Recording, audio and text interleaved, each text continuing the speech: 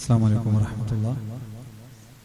الحمد لله نحمده ونستعينه ونؤمن به ونتوكل عليه ونعوذ بالله من شرور أنفسنا ومن سيئات أعمالنا من يهده الله فلا مضل له ومن يضلله فلا هادي له أشهد أن لا إله إلا الله وأشهد أن محمدا عبده ورسوله رسله بالهدى ودين الحق ليظهره على الدين كله ولو كره المشركون.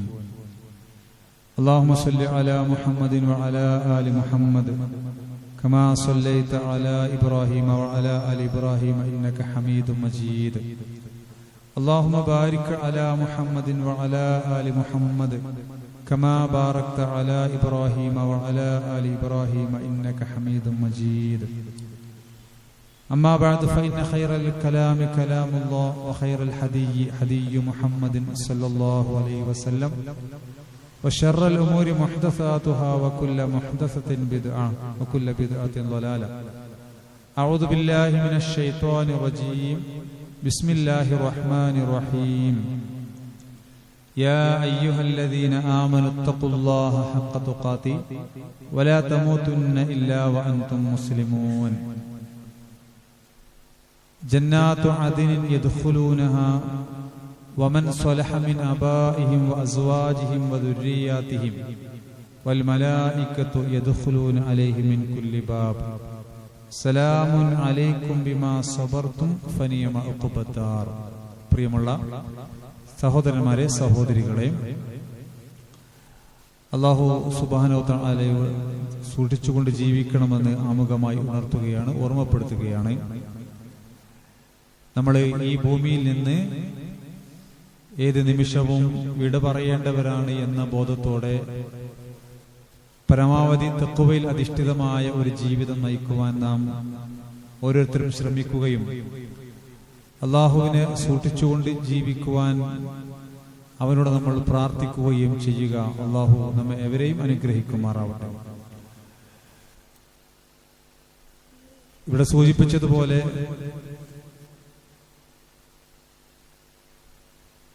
ഒരു പുണ്യമാസം നമ്മിലേക്ക് വരാനിരിക്കുകയാണ്. ഓരോ റമദാൻ നമ്മിലേക്ക് കടന്നു വരുമ്പോഴും കൂടുതലായി പുണ്യങ്ങൾ ചെയ്യുകയും അള്ളാഹുവോട് കൂടുതൽ അടുക്കുകയും ചെയ്യാനുള്ള അവസരമാണ് നമുക്ക് ലഭിക്കുന്നത്. ഇൻഷാ അല്ലാഹ് റമദാനുമായി ബന്ധപ്പെട്ട ഏതാനും ചില കാര്യങ്ങൾ സംസാരത്തിന്റെ അവസാന ഭാഗം സൂചിപ്പിക്കാനാണ് ഈ ഒരു സന്ദർഭത്തിൽ ഞാൻ ആഗ്രഹിക്കുന്നത്. ഇവിടെ സൂചിപ്പിച്ചതുപോലെ നമ്മുടെ ഈമാനിനെ ഒന്ന് വർദ്ധിപ്പിക്കുവാനും നമ്മുടെ പരലോകത്തെ കുറിച്ചൊരു ചിന്തയൊക്കെയാണ് ഇത്തരത്തിലുള്ള ക്ലാസുകൾ കൊണ്ട് നമ്മളെല്ലാവരും ഉദ്ദേശിക്കുന്നത്. അപ്പൊ ശാശ്വതമായി നമ്മളാരും ഇവിടെ വസിക്കുന്നവരല്ല എന്ന് നമുക്ക് ഉറപ്പുള്ള ഒരു കാര്യമാണ്. തിരിച്ചു വരാത്ത ഒരു ലോകത്തേക്കാണ് നമ്മളെല്ലാവരും നീങ്ങിക്കൊണ്ടിരിക്കുന്നത്. നമുക്ക് മുമ്പേ കുറെ ആളുകൾ അവിടേക്ക് കടന്നുപോയി. ഇനി അടുത്തത് ആരാണ് എന്നുള്ളത് നമുക്കാർക്കും അറിയാത്ത ഒരു കാര്യമാണ്. അതുകൊണ്ട് എപ്പോൾ ഇവിടുന്ന് വിട പറഞ്ഞു പോകേണ്ടി വന്നാലും നമ്മുടെയൊക്കെ മനസ്സിൽ സെറ്റ് ചെയ്തു വെച്ച ആ സ്വർഗത്തിലേക്ക് പ്രവേശിക്കുന്നതിനുള്ള പ്രവർത്തനങ്ങളുമായിട്ടായിരിക്കണം നമ്മൾ ഇവിടുന്ന് വിട പറഞ്ഞു പോകേണ്ടത്. ഞാനിവിടെ ഓതി വെച്ച ആയത്ത് സൂറത്തു റഅദിലെ 23-ാമത്തെ വചനം.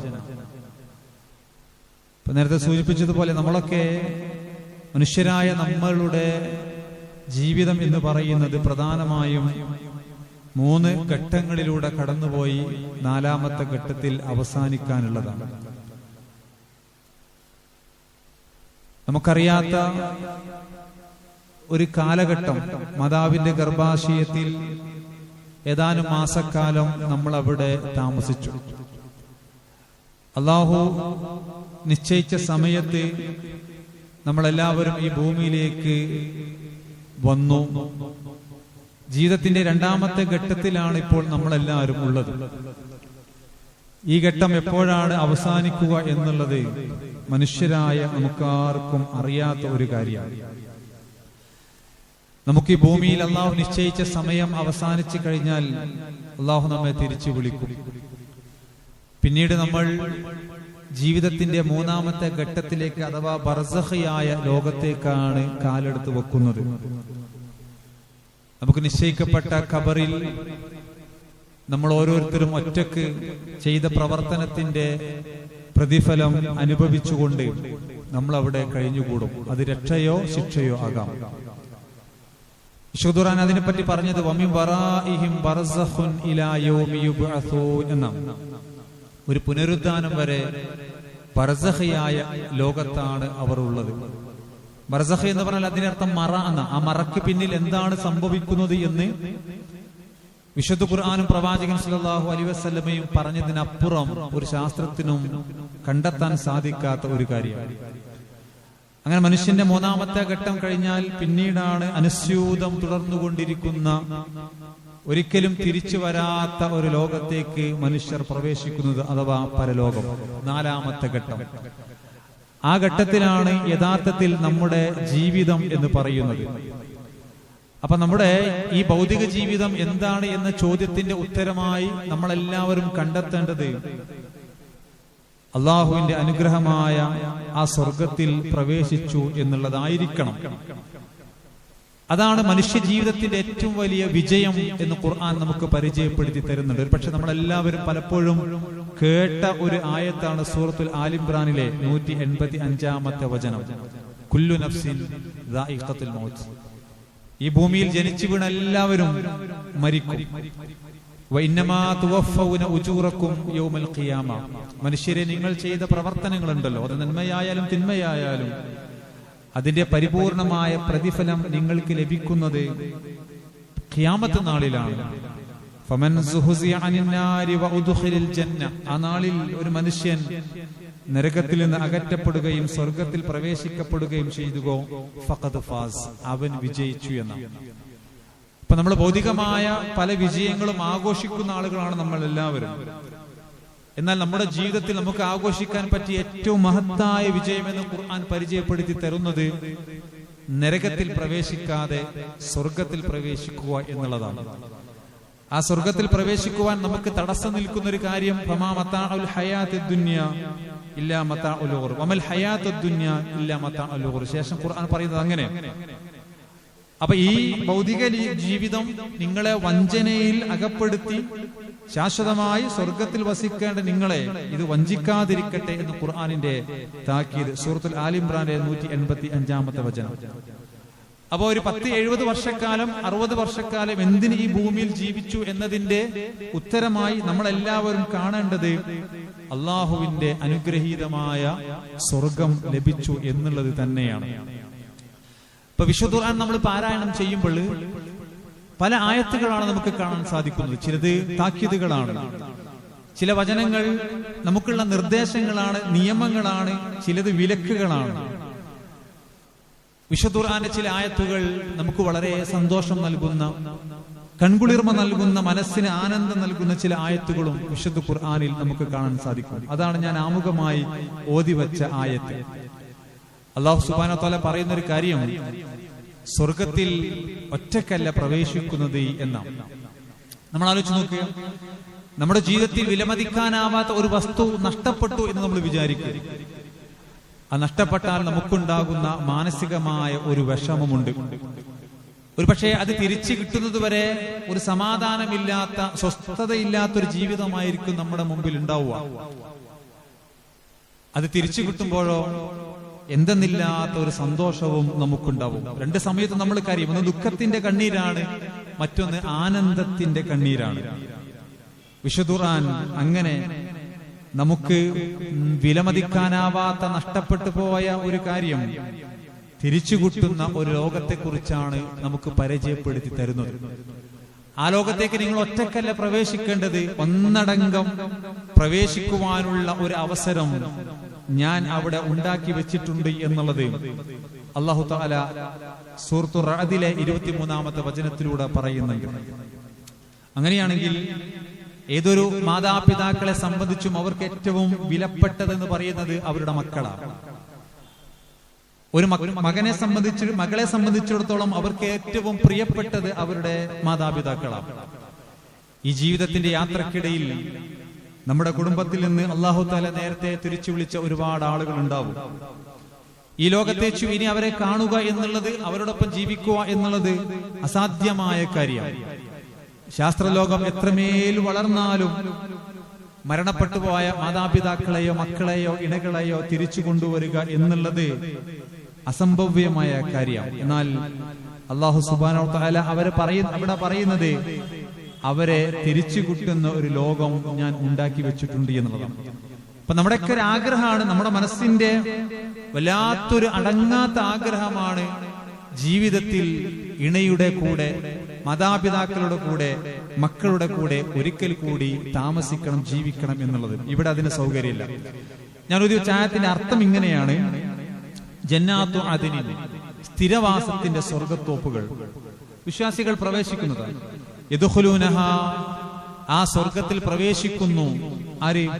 വമൻ സ്വലഹ മിൻ അബാഇഹിം, നല്ല മാതാപിതാക്കൾ അവിടെ ഉണ്ടാകും. വഅസ്വാജിഹിം, നല്ല ഇണകൾ ഉണ്ടാവും. വദുരിയാതിഹിം, നല്ല സന്താനങ്ങളും ഉണ്ടാകും. എന്ന് പറഞ്ഞാൽ ഒരു കുടുംബത്തിൽ ഒരു ഉമ്മയും ഉപ്പയും, അവരുടെ മക്കൾ, അവരുടെ പേരമക്കൾ, ഒരു ഇസ്ലാമിക സംസ്കാരത്തോടുകൂടി ജീവിച്ച ഒരു കുടുംബമാണെങ്കിൽ ഈ ദുനിയാവിൽ ഏത് സമയം നഷ്ടപ്പെട്ടു പോയാലും വേർപിരിഞ്ഞു പോയാലും അവരെയൊക്കെ തിരിച്ചു തരാനുള്ള ഒരു ലോകത്തേക്കാണ് വിശ്വാസികളെ നിങ്ങൾ നീങ്ങിക്കൊണ്ടിരിക്കുന്നത് എന്ന സന്തോഷ വാർത്തയാണ് ഈ ആയത്തിലൂടെ അല്ലാഹു തആല നമ്മോട് പറയുന്നത്. അപ്പം മാതാപിതാക്കൾ ഉണ്ടാകും, ഇണകൾ ഉണ്ടാകും, സന്താനങ്ങളും ഉണ്ടാകും. 8 വയസ്സ് മാത്രം പ്രായമായ ഒരു കുഞ്ഞ് 6ാമത്തെ വയസ്സിൽ ക്യാൻസർ വന്നു. മാതാപിതാക്കൾ പ്രതീക്ഷയോടുകൂടി ചികിത്സിച്ചു. തിരുവനന്തപുരം RCCയിൽ കൊണ്ടുചെന്ന് ഓരോ ദിവസം കഴിയും തോറും അവർക്കൊരു പ്രതീക്ഷയുടെ നാമ്പുകൾ ഇങ്ങനെ അവിടെ മനസ്സിൽ മുട്ടിട്ടു. 2 വർഷത്തെ ചികിത്സയ്ക്ക് ശേഷം നാട്ടിലേക്ക് തിരിച്ചു വന്നു. വളരെ സന്തോഷത്തോടുകൂടി കുടുംബത്തോടൊപ്പം കഴിയുന്ന അവസ്ഥയിലാണ് രോഗം വീണ്ടും മൂർച്ഛിച്ചത്. 8ാമത്തെ വയസ്സിൽ ആ കുഞ്ഞ് മരണപ്പെട്ടു. ഏതായാലും ആ കുഞ്ഞിന്റെ ഒപ്പം ജീവിച്ച് കൊതി തീർന്നില്ലാത്ത മാതാപിതാക്കളെ സംബന്ധിച്ചിടത്തോളം ഏറെ സങ്കടകരമായ ഒരു കാര്യം തന്നെയാണ്. ആ മാതാപിതാക്കളോടൊത്ത് ഒന്ന് സന്തോഷിക്കുവാനുള്ള അവസരം 8 വയസ്സുകാരനായ ആ കുട്ടിക്ക് നഷ്ടപ്പെടുകയും ചെയ്തു. അല്ലാഹ് പറഞ്ഞു, നിങ്ങളെ ഞാൻ സ്വർഗത്തിൽ ഒരുമിച്ച് കൂട്ടിത്തരാം എന്നുള്ളത്. നമ്മുടെയൊക്കെ പ്രതീക്ഷയും ആഗ്രഹവും അത് തന്നെയാണ്. സമാനമായ ഒരു ആയത്ത് വിശുദ്ധ ഖുർആൻ സൂറത്ത് തൂറിലെ 21ാമത്തെ വചനത്തിലൂടെയാണ് പറയുന്നത്. വല്ലദീന ആമനു, വിശ്വാസികൾ, വത്തബഅതുഹും ദുർരിയതുഹും ബിഈമാനിൻ, എന്ന് പറഞ്ഞാൽ സ്വാലിഹായ ഉമ്മയും വാപ്പിയും, ആ സ്വാലിഹായ ഉമ്മയുടെയും ഉപ്പയുടെയും അതേ വിശ്വാസം സന്താനങ്ങൾ പിന്തുടരുകയും ചെയ്താൽ അൽഹഖ്നാ ബിഹിം ദുർരിയതഹും, ആ സന്താനങ്ങളെ നാം ചേർത്ത് കൊടുക്കും. അത് ഇവിടെ വെച്ചല്ല, സ്വർഗത്തിൽ വെച്ചാണ് ചേർത്ത് കൊടുക്കുക എന്ന് വിശുദ്ധ ഖുർആൻ പറയുന്നു. പ്രിയപ്പെട്ട സഹോദരങ്ങളെ, നമ്മുടെയൊക്കെ മനസ്സിന്റെ ആഗ്രഹം എന്ന് പറയുന്നത് നഷ്ടപ്പെട്ടു പോയ ഉമ്മനും ഉപ്പനെയും മക്കളെയും ഇണയെയും തിരിച്ചു കിട്ടണം എന്ന് തന്നെയാണ്. അല്ലാഹു തആല അത് സംവിധാനം ഉണ്ടാക്കിയിട്ടുണ്ട്. ആ മഹാഭാഗ്യം ജീവിതത്തിൽ നിന്ന് നഷ്ടപ്പെടുക എന്നുള്ളതാണ് നമ്മുടെ ജീവിതത്തിൽ ഏറ്റവും വലിയ നഷ്ടമായി നമ്മൾ എല്ലാവരും കാണേണ്ടത്. വിശുദ്ധ ഖുർആൻ സൂറത്തു ഫുർഖാനിലൂടെ പറയുന്ന ഒരു കാര്യമുണ്ട്. ഇൻഷാ അല്ലാഹ് ഞാൻ അത് സൂചിപ്പിക്കാം. മലക്കുകളുടെ പ്രാർത്ഥനയായി ഖുർആൻ ഒരു സ്ഥലത്ത് പരിചയപ്പെടുന്നത് എന്താണെന്നറിയോ? വിശ്വാസികളായ ആളുകൾക്ക് വേണ്ടി മലക്കുകൾ പ്രാർത്ഥിക്കുമെന്നാണ്. എന്താ പ്രാർത്ഥന? അല്ലാഹുവേ, ഈ വിശ്വാസികളായ സ്ത്രീയാകട്ടെ പുരുഷനാകട്ടെ അവർക്ക് നീ പുറത്തു കൊടുക്കുകയും അവരുടെ സന്താനങ്ങളെയും അവരുടെ മക്കളെയും അവരുടെ മാതാപിതാക്കളെയും സ്വർഗത്തിൽ നീ ഒരുമിച്ച് കൂട്ടുകയും ചെയ്യണമേ എന്ന് മലക്കുകൾ വിശ്വാസികൾക്ക് വേണ്ടി പ്രാർത്ഥിക്കുമെന്ന ഒരു വചനം വിശുദ്ധ ഖുർആനിൽ നമുക്ക് കാണാൻ സാധിക്കും. അതുകൊണ്ട് ഈ ഒരു അവസരം അള്ളാഹു നൽകുമ്പോഴേ നമ്മുടെ ജീവിതത്തിൽ അത് നഷ്ടപ്പെടാതിരിക്കുവാനുള്ള പ്രവർത്തനം, ഒരു ജാഗ്രത, ഒരു ചിന്ത ഈ ലോകത്ത് വെച്ച് നമുക്കുണ്ടാവണം എന്നുള്ളതാണ്. അതിനെന്ത് വേണം? കുടുംബം എല്ലാവരും ഒരു ഇസ്ലാമിക ചുറ്റുപാടിൽ ജീവിക്കണം എന്നുള്ളത് തന്നെയാണ് ആത്യന്തികമായി നമ്മൾ ചെയ്യേണ്ട ഒരു കാര്യം. അപ്പൊ നമ്മളെല്ലാവരും പ്രാർത്ഥിക്കാറുണ്ട്. ഇബാദുർ റഹ്മാനിന്റെ സവിശേഷതയായി അവരുടെ പ്രാർത്ഥനയെ ഖുർആൻ പറഞ്ഞൊരു കാര്യം, വല്ലദീന യഖൂലൂന റബ്ബനാ ഹബ് ലനാ മിൻ അസ്വാജിനാ വദുരിയാതിനാ, ഇണകളിലൂടെ മക്കളിലൂടെ ഞങ്ങളുടെ നാഥാ നീ ഞങ്ങൾക്ക് കൺകുളിർമ നൽകണമേ എന്നാണ്. അങ്ങനെയാണെങ്കിൽ നമ്മൾ ആലോചിക്കേണ്ട വിഷയം, എപ്പോഴാണ് നമ്മുടെ മക്കൾ നമുക്ക് കൺകുളിർമ നൽകുന്നത്, നമ്മുടെ ഇണകൾ നമുക്ക് കൺകുളിർമ നൽകുന്നവരായി തീരുന്നത് എപ്പോഴാണ് എന്നുള്ളത് നമ്മൾ ആലോചിക്കുക. ഈ പ്രാർത്ഥന മാത്രം നിർവഹിച്ചതുകൊണ്ട് കാര്യമില്ല. അവർ നമുക്ക് കൺകുളിർമ നൽകുന്ന മക്കളായി വളർത്താനുള്ള ഒരു പരിശ്രമം മാതാപിതാക്കളായ നമ്മുടെ ഭാഗത്തുനിന്ന് ഉണ്ടാവുകയും ചെയ്യണം.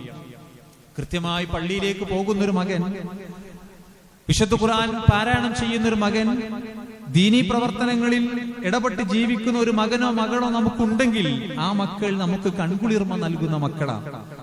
അവരുടെ പ്രവർത്തനം കാണുമ്പോൾ മാതാപിതാക്കൾ വല്ലാതെ സന്തോഷിക്കുകയും ചെയ്യും. നാളെ പരലോകത്തെ അള്ളാഹു ചില ആളുകൾക്ക് പ്രത്യേക പദവി നൽകും എന്ന് ഖുർആൻ പറയുന്നുണ്ട്. അവ മാലാഖമാരോട് ചോദിക്കും, എന്താ ഇത്രമേൽ പദവി ഞങ്ങൾക്ക് കിട്ടാനുള്ള കാരണം? അത് ഉമ്മക്കും ഉപ്പക്കും അള്ളാഹു തആല കൊടുക്കുന്ന ഒരു ദറജയാണ്. അപ്പൊ അവര് പറയുന്ന മറുപടി എന്തെന്നറിയും? ഇത്രമാത്രം ഉന്നത പദവിയിൽ സ്വർഗത്തിലെത്താനുള്ള പ്രവർത്തനങ്ങളും ഞങ്ങൾ ചെയ്തിട്ടില്ലല്ലോ എന്ന് പറയുമ്പോഴേ മാലാഖമാർ നൽകുന്ന മറുപടിയും ഇസ്തിഗ്ഫാറു വലദിക ലക എന്നാണ്. നിന്റെ കാലശേഷവും അല്ലെങ്കിൽ നീ ജീവിച്ചിരിക്കുമ്പോഴും നിനക്ക് വേണ്ടി നിന്റെ മക്കൾ പാപമോചനത്തിന് പ്രാർത്ഥിച്ചിരുന്നു എന്നാണ്. അപ്പൊ അള്ളാഹു എന്റെ ഉമ്മക്ക് എന്റെ ഉപ്പക്ക് നീ പുറത്തു കൊടുക്കണമേ എന്ന് നമ്മുടെ ജീവിതകാലത്തും മരണശേഷവും പ്രാർത്ഥിക്കുന്ന മക്കളുണ്ടെങ്കിൽ ആ മക്കളുടെ പ്രാർത്ഥനയുടെ ഫലമായി നാളെ സ്വർഗത്തിൽ ദറജ ഉയർത്തുമെന്ന് പ്രവാചകൻ സല്ലല്ലാഹു അലൈഹി വസല്ലമ നമുക്ക് സന്തോഷ വാർത്ത അറിയിക്കുന്നുണ്ട്. അങ്ങനെയുള്ള മക്കളായി തീരണ്ടേ നമ്മുടെ മക്കൾ. നമുക്ക് വേണ്ടി പ്രാർത്ഥിക്കുന്ന മാതാപിതാക്കളാവണ്ടേ. നമ്മുടെ കൂടെ സ്വർഗത്തിൽ കൈപിടിച്ച് ഒന്നിച്ച് പ്രവേശിക്കേണ്ട ഇണകളാവണ്ടേ. തീർച്ചയായും അങ്ങനെയാണെങ്കിൽ ചില പരിശ്രമം നമ്മുടെ ഭാഗത്തുനിന്ന് ഉണ്ടാവണമെന്നുള്ളതാണ്. ദീനിയായ ചില അറിവുകൾ, മതപരമായ ചില വിജ്ഞാനങ്ങൾ നമ്മുടെ മക്കൾക്ക് നമ്മൾ കൊടുത്തിട്ടില്ല എങ്കിൽ ആ മക്കൾ നാളെ പരലോകത്ത് മാതാപിതാക്കൾക്ക് എതിരാകുന്ന, ശത്രുവാകുന്ന ഒരു രംഗം വിശുദ്ധ ഖുർആൻ പറയുന്നുണ്ട്. ഇത് നീട്ടിപ്പരത്തി പറയാനുള്ള സമയമല്ല, അതുകൊണ്ട് ഞാൻ വളരെ ചുരുക്കി ഈ കാര്യം സൂചിപ്പിക്കുന്നത്. സൂറത്തു തഗാബുനിലെ 14-ാമത്തെ വചനം, യാ അയ്യുഹല്ലദീന ആമനൂ, വിശ്വാസികളെ വിളിച്ചുകൊണ്ട് അല്ലാഹു പറയാ, ഇന്ന മിൻ അസ്വാജിക്കും വ ഔലാദിക്കും അദുവ്വൻ ലക്കും, നിങ്ങളുടെ ഇണകളിലും നിങ്ങളുടെ മക്കളിലും നിങ്ങൾക്ക് ശത്രുക്കളുണ്ട് എന്നാണ്. അപ്പൊ നമ്മൾ വാത്സല്യത്തോടു കൂടി നമ്മൾ വളർത്തുന്ന നമ്മുടെ മക്കൾ, സ്നേഹത്തോടു കൂടി നമ്മൾ പരസ്പരം ദുഃഖവും സുഖവും ഒക്കെ പങ്കിടുന്ന നമ്മുടെ ഇണകൾ, ആ ഇണകളും നമ്മുടെ മക്കളും നാളെ പരലോകത്ത് നമുക്ക് ശത്രുക്കളായി വരുന്ന ഒരു രംഗം ഉണ്ട്. ഫഹദറുഹും, അതുകൊണ്ട് നിങ്ങൾ എന്ത് ചെയ്യണം? ജാഗ്രത പാലിക്കണമെന്ന്. എന്ന് പറഞ്ഞാൽ ശത്രുക്കളായി വരാതിരിക്കുവാനുള്ള പ്രവർത്തനം ഈ ഭൗതിക ലോകത്ത് വെച്ച് നിങ്ങൾ ചെയ്യേണ്ടതുണ്ട് എന്ന ഒരു താക്കീതാണ് വിശുദ്ധ ഖുർആൻ ഇതിലൂടെ പറയുന്നത്. നമ്മൾ ആലോചിക്കേണ്ട വിഷയം, നാളെ പരലോകം നമുക്ക് വേണ്ടി ഉപകാരപ്പെടുന്ന മക്കളായി തീരുമോ അവർ, അതല്ല നമ്മുടെ ശത്രുക്കളായി തീരുമോ എന്നാണ്. അത് ഞാൻ ആലോചിക്കുന്നത്, എന്റെ മക്കൾ അങ്ങനെ വരുമോ, എന്റെ ഇണ എനിക്ക് ശത്രുക്കളായി തീരുമോ എന്നുള്ളതാണ്. പക്ഷെ നേരെ മറിച്ച് പരസ്പരം സഹായിക്കുന്ന, പ്രാർത്ഥിക്കുന്ന മക്കളാണെങ്കിൽ, പ്രിയപ്പെട്ട സഹോദരങ്ങളെ, നമ്മൾ മരണപ്പെട്ട് കഴിഞ്ഞാൽ നമുക്ക് കൺകുളിർമ നൽകുന്ന, നമ്മുടെ ഖബറിലേക്ക് അതിന്റെ പ്രതിഫലം എത്തുന്ന പ്രാർത്ഥനയായി, അമൽ സ്വാലിഹാത്തായി പ്രവാചകൻ സല്ലല്ലാഹു അലൈഹി വസല്ലം അത് പരിചയപ്പെടുത്തി തരുന്നില്ലേ? അങ്ങനെ പ്രവേശിക്കുവാനുള്ള സാഹചര്യം ഇവിടെ ഉണ്ടാകും. അതിനാരൊക്കെ ശ്രദ്ധിക്കണം എന്നറിയോ? മാതാപിതാക്കളും വേണം ശ്രദ്ധിക്കുക, അതേപോലെ തന്നെ മക്കളും വേണം ശ്രദ്ധിക്കുക. ആരെങ്കിലും ഒരാൾ വിചാരിച്ചതുകൊണ്ട് കാര്യമില്ല.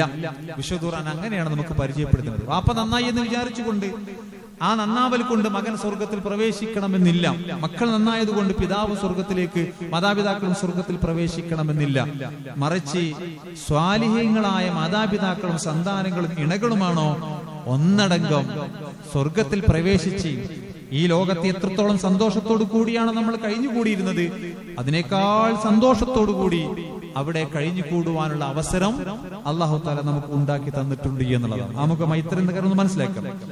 രണ്ടാമത്തെ ഒരു കാര്യം ഒരു സൂചിപ്പിക്കാനുള്ളത്, ഇന്നത്തെ കാലഘട്ടത്തിന്റെ ഒരു പ്രത്യേകത എന്ന് പറഞ്ഞാൽ നമുക്ക് എല്ലാവർക്കും അറിയാം, ഇതുപോലെയുള്ള ചടങ്ങുകളിൽ, മതപരമായ വിഷയങ്ങളിൽ താല്പര്യമില്ലാത്ത, എല്ലാവരും അല്ല പക്ഷെ എന്നാൽ താല്പര്യമില്ലാത്ത ഒരു തലമുറ വളർന്നു വരുന്നുണ്ട്. ഇവിടെ കുറെ കുട്ടികളുണ്ട്, വളരെ സന്തോഷം തോന്നുക.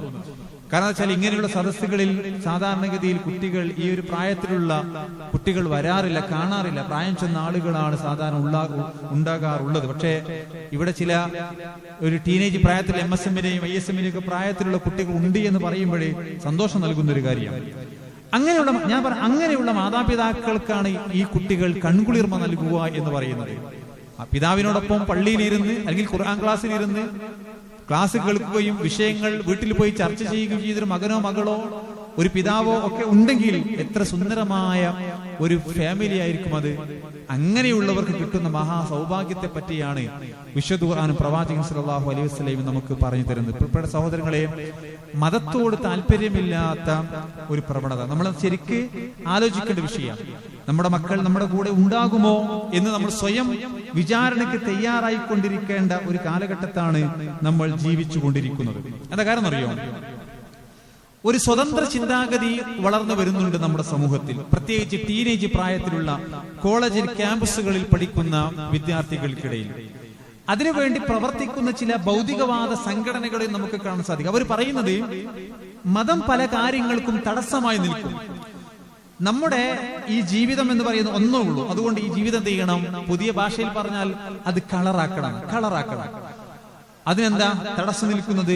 മതം തടസ്സം നിൽക്കുന്നു എന്നുള്ളതാണ്. അതുകൊണ്ട് എന്തുവാണെന്നറിയോ? മതത്തിന്റെ വേലിക്കെട്ടുകൾ ഭേദിച്ചുകൊണ്ട് അതിനപ്പുറത്തുള്ള ഒരു ജീവിതം നമുക്ക് ആസ്വദിച്ചുകൊണ്ട് മുന്നേറാം എന്നുള്ള ഒരു സ്വതന്ത്ര ചിന്താഗതി നമ്മുടെ മക്കളിൽ, പ്രത്യേകിച്ച് ക്യാമ്പസുകളിൽ ഇട്ടുകൊടുക്കുമ്പോഴേ നമ്മുടെ മക്കളെ എത്രത്തോളം സൂക്ഷ്മതയോടുകൂടി നമ്മൾ നോക്കിക്കാണേണ്ടതുണ്ട്, വളർത്തേണ്ടത് എന്നുള്ള ചില ഉദാഹരണങ്ങൾ എമ്പാടും നമുക്ക് കാണാൻ സാധിക്കും. ഇപ്പൊ എന്റെ ഒരു സുഹൃത്ത് പങ്കുവെച്ചൊരു അനുഭവം എന്താ വെച്ചാൽ, അദ്ദേഹത്തിന്റെ അയൽവാസി നമ്മൾ അടുത്ത പ്രദേശത്തുള്ള ഒരു കോളേജിലാണ് വർക്ക് ചെയ്യുന്നത്. +2 നല്ല മാർക്ക് വാങ്ങി ഡിഗ്രിക്ക് ചേർന്നു. ഇസ്ലാമികമായ വസ്ത്രധാരണത്തോടു കൂടി അല്ലാതെ ആ പെൺകുട്ടി പുറത്തിറങ്ങാറില്ല.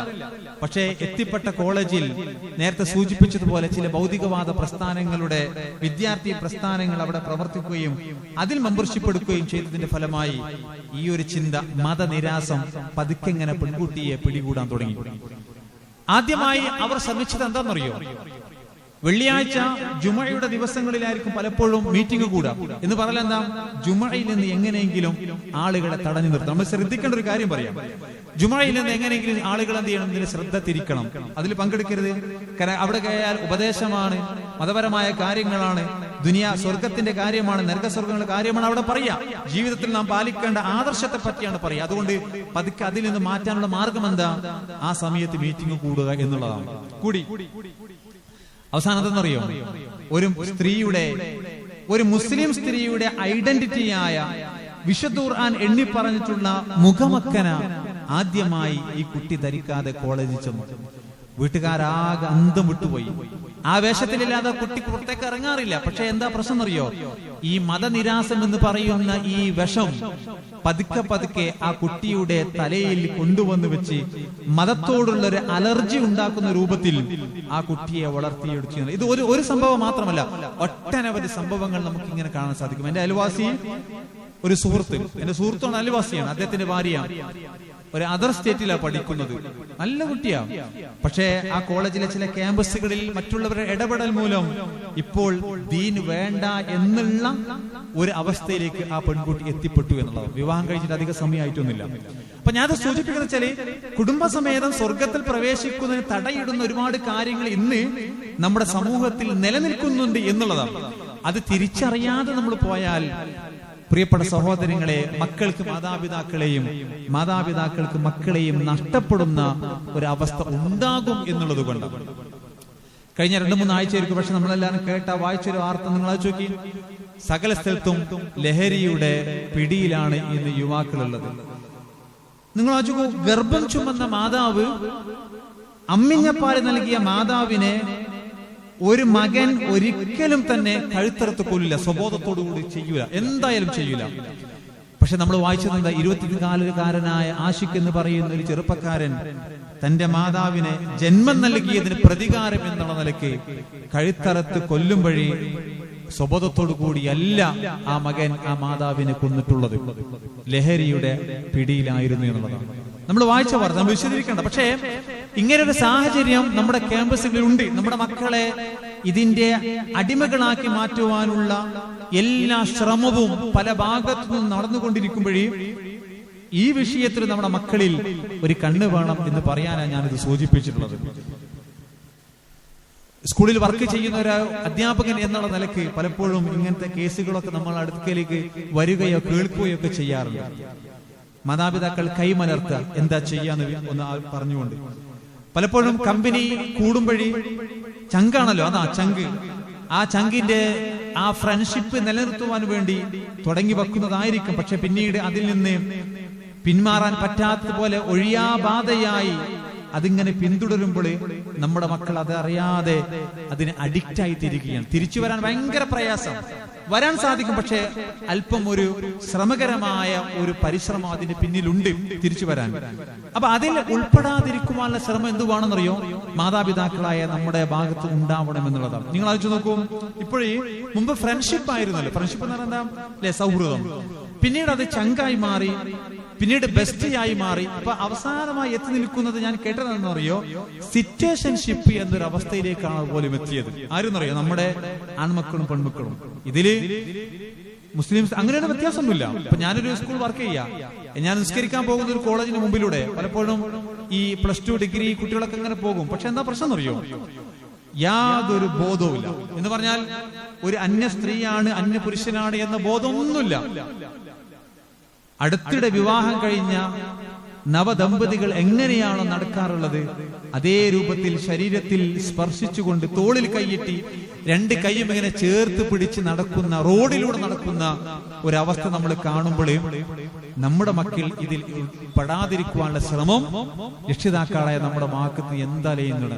ഈ സിറ്റുവേഷൻഷിപ്പ് എന്താ പറയാ നമ്മൾ മനസ്സിലാക്കിയത്, അതായത് സാഹചര്യത്തിനനുസരിച്ച് എന്ത് ചെയ്യാ, പെരുമാറാം എന്ന് പറഞ്ഞാൽ പട്ടിണിയാണ് അങ്ങനത്തെ ആ സിറ്റുവേഷൻഷിപ്പ് അല്ല, മറിച്ച് അധാർമിക നിറഞ്ഞ. ഇപ്പൊ കഴിഞ്ഞ ദിവസം ട്രെയിനിങ് എടുക്കുന്ന ഒരു അധ്യാപകൻ പറഞ്ഞൊരു കാര്യം വെച്ചാല്, കോഴിക്കോട് റെയിൽവേ സ്റ്റേഷനിൽ നിന്ന് ബോഗിയിൽ കയറുന്ന ചില ആളുകൾ, ആ ആളുകൾ എവിടെയാണോ ഇറങ്ങുന്നത് അവരുമായി അത്ര നേരം എന്ത് ചെയ്യാം, ഫ്രണ്ട്ഷിപ്പ്. ആ സിറ്റുവേഷൻ അങ്ങനെയാണ്. അവരെന്ത് ചെയ്യാം, എന്നിട്ട് അവർ റെയിൽവേ സ്റ്റേഷനിൽ ഇറങ്ങുമ്പോഴേ കോളേജ് വരെ കൊണ്ടുപോക്കുവാൻ വേറെ ചില ആളുകളുണ്ടാവും. എന്നിട്ട് അവർ കൂടെ എന്ത് ചെയ്യുക, ബൈക്കിൽ യാത്ര ചെയ്യുക, കാറിൽ യാത്ര ചെയ്യുക. അപ്പോഴത്തെ സിറ്റുവേഷൻ അങ്ങനെ. പിന്നെ കോളേജിലെത്തിയാലോ അവിടെ അവർക്ക് അവരുടേതായ പിന്നെ കാമുകന്മാര് പറയും. ഇങ്ങനെ ജീവിതത്തിലുടനീളം ഇങ്ങനെ ഏതാണോ കിട്ടുന്നത്, എന്താണോ ആ സാഹചര്യത്തിനനുസരിച്ച് നീങ്ങുന്നൊരു തലമുറ നമ്മിങ്ങനെ വളർന്നുകൊണ്ടിരിക്കുക. പ്രിയപ്പെട്ടവർ, ഇതിൽ നമ്മുടെ മക്കളുണ്ടെങ്കിൽ നിങ്ങൾ ആലോചിച്ച് നോക്കി. നേരത്തെ പറഞ്ഞ സ്വർഗത്തിൽ ഒന്നിച്ചു പോകാൻ കഴിയോ? എന്തായാലും കഴിയില്ലല്ലോ, കഴിയില്ല. അപ്പൊ ഞാൻ ഇങ്ങനെ ഒരു സാഹചര്യം വളർന്നു വരുമ്പോഴേ മക്കളോട് ശരിക്കും നമ്മൾ ഈ കാര്യങ്ങളൊക്കെ പറഞ്ഞു കൊടുക്കണം. ഇന്നത്തെ സാഹചര്യം, ധാർമ്മികമായ വശങ്ങളൊക്കെ പറഞ്ഞു കൊടുക്കണം. ഇന്നലെ പരിചയപ്പെട്ടവന്റെ കൂടെ ഇറങ്ങിപ്പോകുന്ന മക്കളുടെ സ്ഥിതി നിങ്ങൾ ആലോചിച്ച് നോക്കി.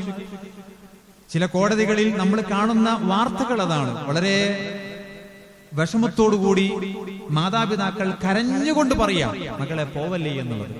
10 മാസം ഗർഭം ചുമന്ന് നൊന്ത് പ്രസവിച്ച് വേദന അനുഭവിച്ച ആ മാതാവിന്റെ വേദന എന്താണെന്ന് മനസ്സിലാക്കാതെ പ്രവാസ ലോകത്ത് 10ഉം 20ഉം വർഷം മക്കൾക്ക് വേണ്ടി അധ്വാനിച്ച് ജീവിതം എന്തെന്ന് ആസ്വദിക്കാതെ ജീവിച്ച പിതാവിന്റെ വിഷമം എന്തെന്നറിയാതെ, ആ നൊമ്പരം എന്തെന്നറിയാതെ 1-2 ആഴ്ച മുമ്പ് പരിചയപ്പെട്ട ഒരാളുടെ കൂടെ ഇറങ്ങിപ്പോകുന്ന മക്കളെ നമ്മൾ കാണുമ്പോഴേ എന്താ നമ്മൾ പറയാം? കഴിഞ്ഞ ദിവസം ഒരാൾ പറഞ്ഞെന്തറിയോ, മൊക്കം രജിസ്ട്രേഷൻ ഓഫീസിൽ ഇടയ്ക്കിടയ്ക്ക് ലഡു വിതരണം ചെയ്യുന്നുള്ളതാണ്. അപ്പൊ നമ്മൾ ആലോചിക്കേണ്ട വിഷയം എന്തറിയോ, 18 വയസ്സ് തികയുമ്പോഴേക്ക് മാതാപിതാക്കളുടെ പെർമിഷൻ ഇല്ലാതെ രജിസ്റ്റർ വിവാഹം ചെയ്യുന്ന ടീനേജ് പ്രായത്തിലുള്ള ആളുകളുടെ എണ്ണം കൂടിയിട്ടുണ്ട് എന്നുള്ളതാണ്. കൂടിയിട്ടുണ്ട്. മുമ്പ് അങ്ങനല്ലേ? അപ്പൊ ഇതാരെന്നറിയാം, നമ്മുടെ കുടുംബത്തിൽ നിന്ന് ആളുകൾ എന്ത് ചെയ്യുന്നു, പോകുന്നുള്ളതാ. ആ മാതാപിതാക്കളുടെ അവസ്ഥ നമ്മൾ ആലോചിക്കണ്ടേ? നമ്മുടെ വീട്ടിൽ നിന്നാണ് അങ്ങനെ പോയത് എങ്കിൽ നമ്മുടെ അവസ്ഥകൾ എന്തായിരിക്കും? ഇത് ഇല്ലാതിരിക്കുവാനുള്ള ശ്രമം നമ്മുടെ ഭാഗത്ത് നിന്ന് ഉണ്ടാവണമെന്നതാണ് ഈ ഒരു സന്ദർഭത്തിൽ സൂചിപ്പിക്കാനുള്ളത്. പ്രിയപ്പെട്ട സഹോദരങ്ങളെ, ചില വ്ളോഗർമാരുണ്ട്, നിങ്ങൾ ശ്രദ്ധിച്ചോ എനിക്കറിയില്ല. അവരെന്തറിയോ, ക്യാമ്പസുകളിലേക്ക് കടന്നു ചെല്ലും, എന്നിട്ട് പല ചോദ്യങ്ങൾ ചോദിക്കുക. അത് പലപ്പോഴും മുസ്ലിം പെൺകുട്ടികളോട് ചോദിക്കുക, മതം എന്തിനാ? അതൊരു തടസ്സല്ലേ നമുക്ക്? മതത്തെക്കുറിച്ച് നിങ്ങളുടെ അഭിപ്രായം എന്താ? മുസ്ലിം സ്ത്രീയുടെ വേഷത്തെ കുറിച്ച് അഭിപ്രായം എന്താ? മതബോധമില്ലാത്ത പെൺകുട്ടികൾ പറയും, അതെന്താ, ഒരു പഴഞ്ചൻ. അതൊക്കെ പരിഷ്കരിക്കാൻ സമയമായിട്ടുണ്ടെന്ന് പറയും. എന്നാൽ അതിനെക്കുറിച്ച് നല്ല വർത്തമാനം പറയുന്ന ആളുകളുടെ ഒരു അഭിപ്രായം അവരെന്ത് ചെയ്യില്ല, കൊടുക്കൂല. എന്നിട്ട് ഇങ്ങനെ നെഗറ്റീവായ ചില അഭിപ്രായങ്ങൾ യൂട്യൂബിലൂടെ അത് സെൻഡ് ചെയ്തുകൊണ്ട് നമ്മുടെ മക്കളുടെ മനസ്സിലേക്ക് ഇറങ്ങിത്തിരിക്കുന്ന ചില വ്ളോഗർമാരെ നമുക്ക് ഇങ്ങനെ ചില അവസ്ഥകൾ പൊതുസമൂഹത്തിൽ നമ്മൾ കാണുമ്പോഴേ ഇത് നമ്മൾ മറച്ചു വെച്ചത് കൊണ്ട് യാതൊരു കാര്യമില്ല. പ്രതിവിധിയുണ്ട്. എന്താ പ്രതിവിധി? മക്കളെ നമ്മൾ ചേർത്ത് പിടിക്കുക, നഷ്ടപ്പെടാതിരിക്കുവാൻ അവരെ ചേർത്ത് പിടിക്കുക. ഏതുപോലെ അറിയും? അതിൽ ഏറ്റവും വലിയ മാതൃക എന്ന് പറയുന്നത് ഇബ്രാഹിം നബി അലൈഹി സ്വലാത്തു വസ്സലാം. അദ്ദേഹം മക്കളെ ചേർത്ത് പിടിച്ചുകൊണ്ടുള്ള ഒരു ജീവിതമായിരുന്നു ഉണ്ടായിരുന്നത്. എന്റെ ജീവിതത്തിൽ എന്തെല്ലാം നന്മകൾ എനിക്ക് ഉണ്ടാവണോ, ആ നന്മകളെല്ലാം എന്റെ മക്കളിൽ ഉണ്ടാകണമെന്ന് അതിയായി ആഗ്രഹിക്കുകയും പ്രാർത്ഥിക്കുകയും ചെയ്തിരുന്ന ഒരു പ്രവാചകനായിരുന്നു ഇബ്രാഹിം നബി അലൈഹി സ്വലാത്തു വസ്സലാം. അദ്ദേഹത്തിന്റെ 1-2 പ്രാർത്ഥനകൾ മാത്രം ഈ സന്ദർഭത്തിൽ സൂചിപ്പിക്കാം. സൂറത്ത് ഇബ്രാഹിമിലെ 35-ാമത്തെ വചനം അദ്ദേഹം പറയാ, വഇദ് ഖാല ഇബ്രാഹിം റബ്ബി ജഅൽ ഹാദൽ ബലദ ആമിന, ഈ നാടിനെ നിർഭയത്വമുള്ള ഒരു രാജ്യമാക്കി നീ മാറ്റണമേ. അടുത്ത പ്രാർത്ഥന എന്താ? വജ്നുബ്നി വബനിയ അൻ നഅബുദൽ അസ്നാം, എന്നെയും എന്റെ മക്കളെയും ബിംബങ്ങളെ ആരാധിക്കുന്നതിൽ നീ അകറ്റി നിർത്തണമേ എന്ന്. ആരാ പ്രാർത്ഥിക്കുന്നറിയോ? ഒരു ആയുഷ്കാലം മുഴുവൻ ബിംബാരാധനക്കെതിരെ പടപൊരുതിയ ഇബ്രാഹിം നബി അലൈഹി സ്വലാത്തു വസ്സലാം. അദ്ദേഹം ബിംബത്തിന് മുമ്പിൽ സുജൂദ് ചെയ്യുമെന്നോ ആ ബിംബത്തെ ആരാധിക്കുമെന്നോ നമുക്ക് യാതൊരു അഭിപ്രായമില്ല. ആ ഇബ്രാഹിം നബി അലൈഹി സ്വലാത്തു വസ്സലാമയുടെ തണലിൽ വളർന്ന മക്കളും അങ്ങനെയാകാൻ യാതൊരു സാധ്യതയുമില്ല. പക്ഷേ അദ്ദേഹത്തിന്റെ പ്രാർത്ഥന വജ്നുബ്നി വബനിയ അൻ നഅബുദൽ അസ്നാം. എന്താ നമ്മളെ പഠിപ്പിക്കണം എന്നറിയോ? സാഹചര്യങ്ങൾ മോശമാകുമ്പോൾ അല്ലാഹുവേ ആ മോശമായ സാഹചര്യങ്ങളിലേക്ക് എന്നെയും എന്റെ മക്കളെയും ചേർക്കാതെ നീ അകറ്റി നിർത്തണമേ. നമുക്കുള്ള പാഠതാണ്.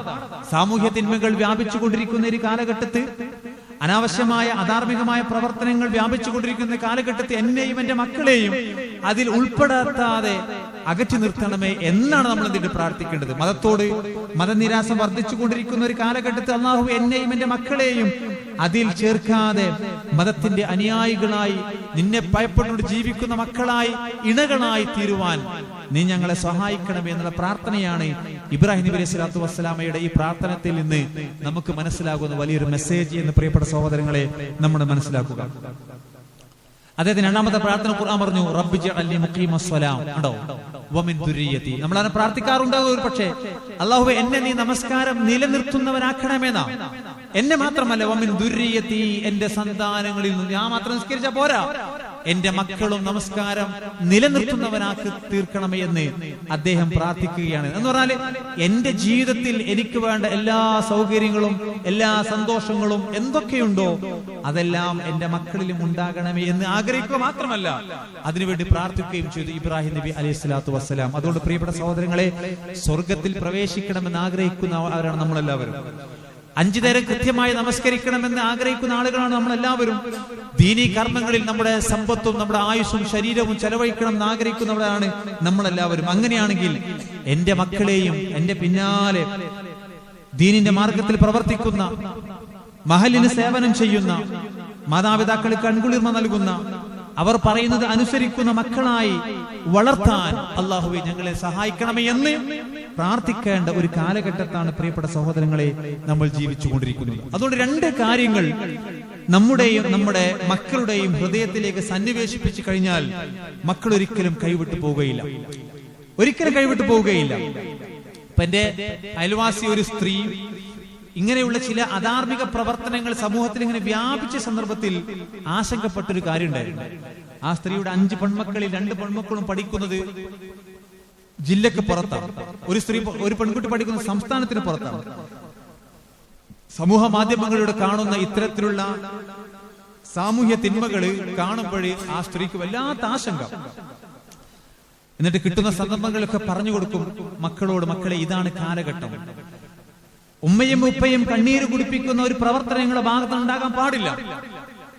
മാതാപിതാക്കളെ അപമാനിതനാക്കുന്ന സമൂഹത്തിന് മുമ്പിൽ തലതാഴ്ത്തി നടക്കേണ്ട ഒരു പ്രവർത്തനവും നിങ്ങളിൽ ഉണ്ടാവരുത് എന്ന് കിട്ടുന്ന അവസരങ്ങളിലൊക്കെ ഉമ്മ മക്കളെന്ത് ചെയ്യും? ഉപദേശിച്ചു കൊടുക്കുന്ന. പക്ഷെ ഉമ്മ പറഞ്ഞൊരു കാര്യം എന്തറിയോ? ഞാനിത് പറയുമ്പോഴും മക്കളുടെ മറുപടി കേൾക്കുമ്പോൾ എനിക്ക് വല്ലാത്ത സന്തോഷം ഉണ്ടാവുന്ന. എന്ന കാരണം അറിയോ? മാതാപിതാക്കൾ എടുത്തില്ല, ഫ്രണ്ട്സ് ഒരു പക്ഷേ തിന്മയിൽ പെടുന്ന ആളുകളായിരിക്കും എന്നോട് പറഞ്ഞു. പക്ഷെ ഉമ്മ ഞങ്ങളെ രണ്ടുപേരെയും ഓർത്ത് നിങ്ങൾ ഒരിക്കലും വിഷമിക്കേണ്ട ആവശ്യമില്ല. എന്റെയും എന്റെ ഭാഗത്തു നിന്ന് നിങ്ങൾക്ക് വിഷമമുണ്ടാക്കുന്ന ഒരു കാര്യവും ഉണ്ടാവുകയില്ല. നിങ്ങളെ കണ്ണൂരി കുടിപ്പിക്കുന്ന ഒരു പ്രവർത്തനവും എന്റെ ഭാഗത്ത് ഉണ്ടാവുകയില്ല. അതുകൊണ്ട് നിങ്ങൾ എന്നെ കുറിച്ച് ആശങ്കപ്പെടേണ്ടതില്ല എന്ന് മക്കള് പ്രതികരിക്കുമ്പോഴേ വല്ലാത്ത സന്തോഷമുണ്ട് എന്ന് ആ ഉമ്മ പറയുകയുണ്ടായി. അതിന് കാരണം എന്നറിയോ? അതിന് കാരണം എന്താ? ആ മാതാപിതാക്കൾ മക്കളെ വളർത്തിയ ഒരു രൂപം ഉണ്ടാകും. അതിനപ്പുറം പരലോക ചിന്തയും അള്ളാഹുവിനെ കുറിച്ചുള്ള ചിന്തയും ആ മക്കളിൽ സന്നിവേശിപ്പിക്കുവാൻ ആ മാതാപിതാക്കൾക്ക് സാധിച്ചു എന്നുള്ളത്. ഇത് രണ്ടും ഉണ്ടെങ്കിൽ ലോകത്തിന്റെ ഏത് ഭാഗത്ത് പോയാലും മക്കൾ പേച്ചോകില്ല. ഞാനും നിങ്ങളും മാതാപിതാക്കളായ നമ്മളും ഈ രണ്ട് ബോധം. അതുകൊണ്ടാണ് ഒരു പിതാവ് എന്നുള്ള നിലയ്ക്ക് മക്കൾക്ക് എന്തൊക്കെ ഉപദേശം നൽകണമെന്ന് വിശുദ്ധ ഖുർആൻ നമുക്ക് പറഞ്ഞു തരുന്നുണ്ട്. ഒരു പിതാവിനെ മുന്നിൽ വെച്ചുകൊണ്ട്, ആ പിതാവിന്റെ പേര് ലുഖ്മാൻ അലൈഹി സ്വലാത്തു വസ്സലാം എന്ന്. എന്തൊക്കെ കാര്യങ്ങളാ? ജീവിതത്തിൽ അനുഷ്ഠിക്കേണ്ട ആരാധന കർമ്മങ്ങളെ കുറിച്ച്, മാതാപിതാക്കൾക്ക് നന്മ ചെയ്യേണ്ടതിന്റെ ആവശ്യകതയെ സംബന്ധിച്ച്, ഏറ്റവും പ്രധാനമായി ആദ്യമായി ഉപദേശിക്കുന്നത് ഗൗരവമേറിയ ശിർക്കിനെ സംബന്ധിച്ച്, അത് ഒന്നു പോകരുത് എന്ന് പറയുന്നുണ്ട്. സമൂഹത്തിലേക്ക് നീ ഇറങ്ങുന്ന സന്ദർഭത്തിൽ പല സ്വഭാവക്കാരെ നീ കാണും. അവരോട് നീ മുഖം തിരിക്കാൻ പാടില്ല, കവിൾ കൊട്ടി സംസാരിക്കാൻ പാടില്ല, ക്ഷമ കൈകൊള്ളണം, നന്മ കൽപ്പിക്കണം, തിന്മ വിരോധിക്കണം. എന്നിങ്ങനെ ഒരു പിതാവ് എന്നുള്ളത് മക്കൾക്ക് ആവശ്യമായ എന്തൊക്കെ ഉപദേശങ്ങളുണ്ടോ ആ ഉപദേശം മകൻ കേൾക്കണം, സ്വീകരിക്കണമെന്ന ആഗ്രഹത്തോടു കൂടി യാ ബുനയ്യ, എന്റെ പൊന്നുമകനെ ഞാനിതാ ചില കാര്യങ്ങൾ പറഞ്ഞു തരാം എന്ന് പറഞ്ഞുകൊണ്ട് ഓരോ ഉപദേശം നൽകുമ്പോഴും അങ്ങനെ വിളിച്ചുകൊണ്ടാ പറയുന്നത്. അതാ കാരണം അറിയോ? ഞാൻ പറയുന്നത് കേൾക്കണം എന്നുള്ളതുണ്ടാകും. വാശിയുടെയോ ദേഷ്യം പിടിച്ചുകൊണ്ടോ അല്ല പറയുന്നത്. മനുഷ്യനെ മനസ്സിലാക്കണം എന്നുള്ളത്. ആ കൂട്ടത്തിൽ അദ്ദേഹം പറഞ്ഞ ഒരു ഉപദേശമാണ് യാ ബുനയ്യ, എന്റെ മോനെ, ഇന്നഹാ ഇൻ തകും മിസ്കാല ഹബ്ബത്ത് മിൻ ഖർദ. നമ്മൾ കേട്ട പരിചയമുള്ള ഒരു ആയത്താണ്. ഒരു ചെറിയ അണു അളവ് ഒരു സ്കാരം, വളരെ നിസാരമായ മിസ്കാല ഹബ്ബത്ത് എന്ന് പറഞ്ഞാൽ ചില മുഫസ്സിരിങ്ങൾ അതിന് കൊടുത്ത വിശദീകരണം എന്നറിയോ? ഉറുമ്പിന്റെ കാലിന്ന്. എത്ര ചെറുതാ, വളരെ നിസാരം. അത്രമേൽ നിസാരമായ ഒരു കാര്യം ഫതകുൻ ഫീ സഖറത്തിൻ, അതൊരു പാറയുടെ ഉള്ളിലാണെന്ന് നീ വിചാരിക്കുക. ഔ ഫിസ് സമാവാതി ഔ ഫിൽ അർളി, പ്രവിശാലമായ ആകാശത്തിന്റെ ഏതെങ്കിലും ഒരു കോണിലാണ് നീ കരുത്, അല്ലെങ്കിൽ ഭൂമിയുടെ ഏതെങ്കിലും ഒരു മൂലയിലാണ് എന്ന് നീ വിചാരിച്ചോ. യഅതി ബിഹല്ലാഹ്, അല്ലാഹു അത് കൊണ്ടുവരുന്നു എന്ന് പറഞ്ഞാൽ എന്തറിയോ? എത്ര ചെറിയ നിസാരമായ കാര്യമാണെങ്കിലും പ്രവർത്തനമാണെങ്കിലും അള്ളാഹുവിന് മുമ്പിൽ നിന്ന് മറഞ്ഞുകൊണ്ട് അത് ചെയ്യുവാൻ നിനക്ക് സാധ്യമല്ല എന്നുള്ള ബോധം ലുഖ്മാൻ അലൈഹി സ്വലാത്തു വസ്സലാം മകന് ഉണ്ടാക്കി കൊടുത്തു നാം. അതുകൊണ്ട് എന്തായി? ആ പിതാവിന്റെ തണലിൽ വളർന്ന ആ മകൻ സ്വാലിയായ ഒരു മകനായി തീർന്നു. അദ്ദേഹത്തിന്റെ ചരിത്രത്തിൽ പറയുന്ന ഒരു ദിവസം മകനെ വിളിച്ചുകൊണ്ട് പറയാണ്, ഇന്ന് എന്താണോ നിനക്ക് ആഗ്രഹമുള്ളത് അതൊക്കെ നീ ചെയ്യാനാ. എന്താ ആഗ്രഹമുള്ളത് അതൊക്കെ ചെയ്യാം. പക്ഷെ ഒറ്റ സംഗതി ഉണ്ട്, എന്തേ? അള്ളാഹു കാണാത്ത സ്ഥലത്ത് പോയിട്ട് മാത്രമേ നീ ഇത് ചെയ്യാവൂ എന്ന് പറയുന്നത്. മകന് മനസ്സിലായി ഇത് വാപ്പന്റെ വേറൊരു ഉപദേശം എന്നുള്ളത്. കാരണം സംഗതി ഉണ്ടാവില്ലല്ലോ. അപ്പൊ ഈ രണ്ട് കാര്യങ്ങൾ ഉപദേശം നടന്നാൽ മതനിരാശ നമ്മളെ മക്കളെ പിടികൂടുകയില്ല. മക്കൾ പ്രണയത്തിൽ അകപ്പെട്ടുകൊണ്ട് നമ്മൾ കണ്ണീര് കുടിക്കേണ്ടി വരികയില്ല. ലഹരിയുടെ അടിമകളായി നമ്മുടെ മക്കൾ മാറുകയില്ല. മറിച്ച് ദീനീ പ്രവർത്തനങ്ങളിൽ നമ്മോടൊപ്പം ചേർന്ന് നിന്ന് പള്ളിയുമായി ബന്ധപ്പെട്ട് മഹല്ലുമായി ബന്ധപ്പെട്ട് അള്ളാഹുവിന്റെ മാർഗത്തിൽ പ്രവർത്തിക്കുവാൻ ആ മക്കൾ നമ്മുടെ കൂടെ ഉണ്ടാകും. എങ്ങനെ? അള്ളാഹുവിനെ കുറിച്ചുള്ള ചിന്തയും എന്റെ പ്രവർത്തനങ്ങളെ രേഖപ്പെടുത്തുകയും നാളെയുടെ ലോകത്ത് ഞാൻ അതിന് മറുപടി പറയേണ്ടി വരികയും ചെയ്യേണ്ടി വരും എന്ന ബോധമുള്ള മക്കളാണെങ്കിൽ ഇത് നമ്മൾ ഉണ്ടാക്കി കൊടുക്കുക. ഒന്നുമില്ലെങ്കിലും നമ്മൾ പറഞ്ഞു കൊടുക്കുകയും ചെയ്യണം. എന്തെന്നറിയോ? നാളെ അള്ളാഹുവിന് മുമ്പിൽ നമുക്ക് പറയാം, പഠിച്ചോനെ ഞാൻ പറഞ്ഞു കൊടുത്തിട്ടുണ്ട് എന്നുള്ളത്. ഇല്ലെങ്കിലാണ് നേരത്തെ പറഞ്ഞ ശത്രുക്കളായി തീരും എന്നുള്ളത്. മതപരമായ വിജ്ഞാനങ്ങൾ നമ്മൾ കൊടുത്തിട്ടില്ലെങ്കിൽ പറയും മക്കൾ പലതും എനിക്ക് തന്നു, പക്ഷേ നൽകേണ്ട വിജ്ഞാനം എനിക്ക് നൽകിയിട്ടില്ല എന്ന്. ആ ഒരു നിലക്ക് ആകാതിരിക്കുവാൻ നമ്മൾ പ്രത്യേക മക്കളുടെ കാര്യത്തിൽ ശ്രദ്ധിക്കണമെന്നാണ് മാതാപിതാക്കൾ എന്നതുകൊണ്ട് ഞാൻ അടക്കമുള്ള ആളുകളോട് എനിക്ക് ചെറിയ രൂപത്തിൽ വസിയത്ത് ചെയ്യാനുള്ളത്. മറ്റൊരു കാര്യം നമ്മൾ ശ്രദ്ധിക്കച്ചല്ലേ, വീടകങ്ങൾ നമ്മൾ ഇസ്ലാമികമായ ഒരു സംസ്കാരം ഉണ്ടാക്കുക എന്നുള്ളത് വളരെ പ്രധാനപ്പെട്ട ഒരു സംഗതിയാണ്. വിശുദ്ധ ഖുർആൻ പാരായണം ചെയ്യുന്ന വീടുകളായി മാറണം. ഖുർആൻ പഠിക്കുന്ന, അത് ചർച്ച ചെയ്യുന്ന, അതിന്റെ തഫ്സീർ വായിക്കുന്ന വീടുകളായി മാറിയാൽ പ്രിയപ്പെട്ട സഹോദരങ്ങളെ എത്രമാത്രം സന്തോഷകരമായ ഒരു ജീവിതമായിരിക്കും നമുക്കുണ്ടാവുക. മഗ്രിബ് നമസ്കാരാനന്തരം നമ്മുടെ മക്കളും ഖുർആനിൽ നിന്ന് അല്പം പേജെങ്കിലും ഓതുന്ന വീടുകളായി മാറണം. നമ്മൾ തോന്നെ ഉപദേശം കൊടുക്കുന്നു വേണ്ട. മഗ്രിബ് നമസ്കാരാനന്തരം ഒരു മേശയ്ക്ക് ചുറ്റിരുന്ന് നമ്മളൊന്ന് ഖുർആൻ എടുത്ത് ഓതിയാൽ മതി. എന്റെ ഉമ്മയും ഉപ്പയും ഇങ്ങനെ ഖുർആൻ ഓതുമ്പോഴേ ഞാനും അതിലൊരു കണ്ണിയാകണം, ഈ നന്മയിൽ ചേരണം എന്നൊരു ചിന്ത മക്കൾക്കുണ്ടാകും. ചെറിയൊരു ഉണർത്തൽ മാത്രം മതിയാകും. മദ്രസയിൽ നിന്ന് പഠിക്കുന്ന വിശുദ്ധ ഖുർആന്റെ പാഠഭാഗങ്ങൾ മോനെ നമ്മൾ ഓതല്ലേ, നിർദ്ദേശമല്ല, അടിച്ചേൽപ്പിക്കലല്ല, അത് വേണമെന്നുള്ള ചിന്ത അവരിൽ ഉണർത്തുന്ന വിധത്തിലുള്ള നല്ല ഉപദേശങ്ങൾ നമ്മൾ കൈമാറിയാൽ നമ്മുടെ കൂടെ ഉണ്ടാകും. പ്രവാചകൻ സല്ലല്ലാഹു അലൈഹി വസല്ലമ വിശുദ്ധ ഖുർആൻ പാരായണം ചെയ്യുന്ന വീടുകളെ പറ്റി പറഞ്ഞൊരു മനോഹരമായ ഉപമയുണ്ട്. എന്തെന്നറിയോ?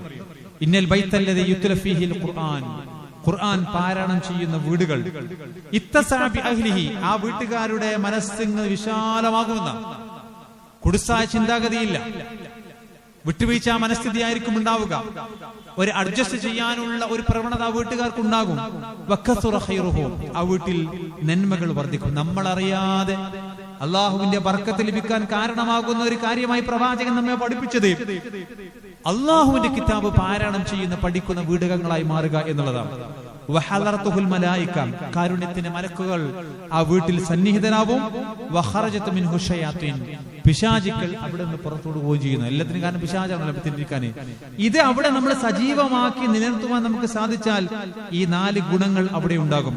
ഇല്ല എങ്കിലോ ഖുർആനിന്റെ സാന്നിധ്യമില്ല, ഖുർആൻ ഓതുന്നില്ല, ഖുർആനിന്റെ ആശയങ്ങൾ പഠിക്കുന്നില്ല, അതിന്റെ അർത്ഥം അതുമായി യാതൊരു ബന്ധവുമില്ലാത്ത വീടകങ്ങളെ പറ്റി പ്രവാചകൻ സല്ലല്ലാഹു അലൈഹി വസല്ലം നമ്മൾ പഠിപ്പിക്കുന്നത് വഇന്നൽ ബൈത്തല്ലദീ ലാ യുത്ല ഫീഹിൽ കിതാബുല്ലാഹ്, അള്ളാഹുവിന്റെ വേദഗ്രന്ഥം പാരായണം ചെയ്യാത്ത, അത് പിന്തുടരാത്ത ഒരു വീട് ലാഖ ബി അഹ്ലിഹി, ആ വീട്ടുകാരുടെ മനസ്സ് സങ്കുചിതമായിരിക്കും, ഇടുങ്ങിയ മനസ്സായിരിക്കും അവർക്ക് ഉണ്ടാവുക. വഖല്ല ഖൈറുഹു, ആ വീട്ടിൽ നന്മകൾ കുറയും. വഖറജതു മിൻഹു മലായിക, മലക്കുകൾ അവിടെ സാന്നിധ്യം ഉണ്ടാവുകയില്ല. വഹലറതുഹു ശയാത്തീൻ, പിശാചുക്കളുടെ താവളമായി അത് മാറുകയും ചെയ്യുമെന്ന് പ്രവാചകൻ സല്ലല്ലാഹു അലൈഹി വസല്ലം നമ്മെ പഠിപ്പിക്കുക. അപ്പൊ ഇത് ഖുർആനുമായി നമ്മളും നമ്മുടെ മക്കളും ബന്ധപ്പെടുക എന്നുള്ളത് ഏറ്റവും പ്രധാനപ്പെട്ട ഒരു സംഗതി തന്നെയാണ്. അപ്പൊ അങ്ങനെയുള്ളൊരു ഇസ്ലാമിക സംസ്കാരമുള്ള വീടുകളാക്കി മാറ്റാൻ പ്രിയപ്പെട്ട സഹോദരങ്ങളെ നമ്മൾ സന്നദ്ധരാണെങ്കിൽ നേരത്തെ സൂചിപ്പിച്ചതുപോലെ നമ്മുടെ കൂടെ നമ്മുടെ മക്കൾ ഉണ്ടാകും, ഒരു സംശയമില്ല. അതല്ലാത്ത വീടുകളെ സംബന്ധിച്ചാണ്, മക്കളെ സംബന്ധിച്ചാണ് ഒരു പക്ഷേ നമ്മൾ ഭയപ്പെടേണ്ടത് എന്ന് സാന്ദർഭികമായി ഈ ഒരു അവസരത്തിൽ സൂചിപ്പിക്കാം. ഞാൻ ആ ഭാഗം അവസാനിപ്പിക്കാം.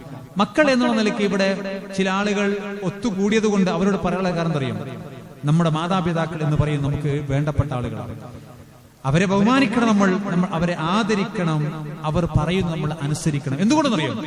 അത്രമേൽ കഷ്ടപ്പെട്ട് വളർത്തിയവരാണ് നമ്മുടെ മാതാപിതാക്കൾ.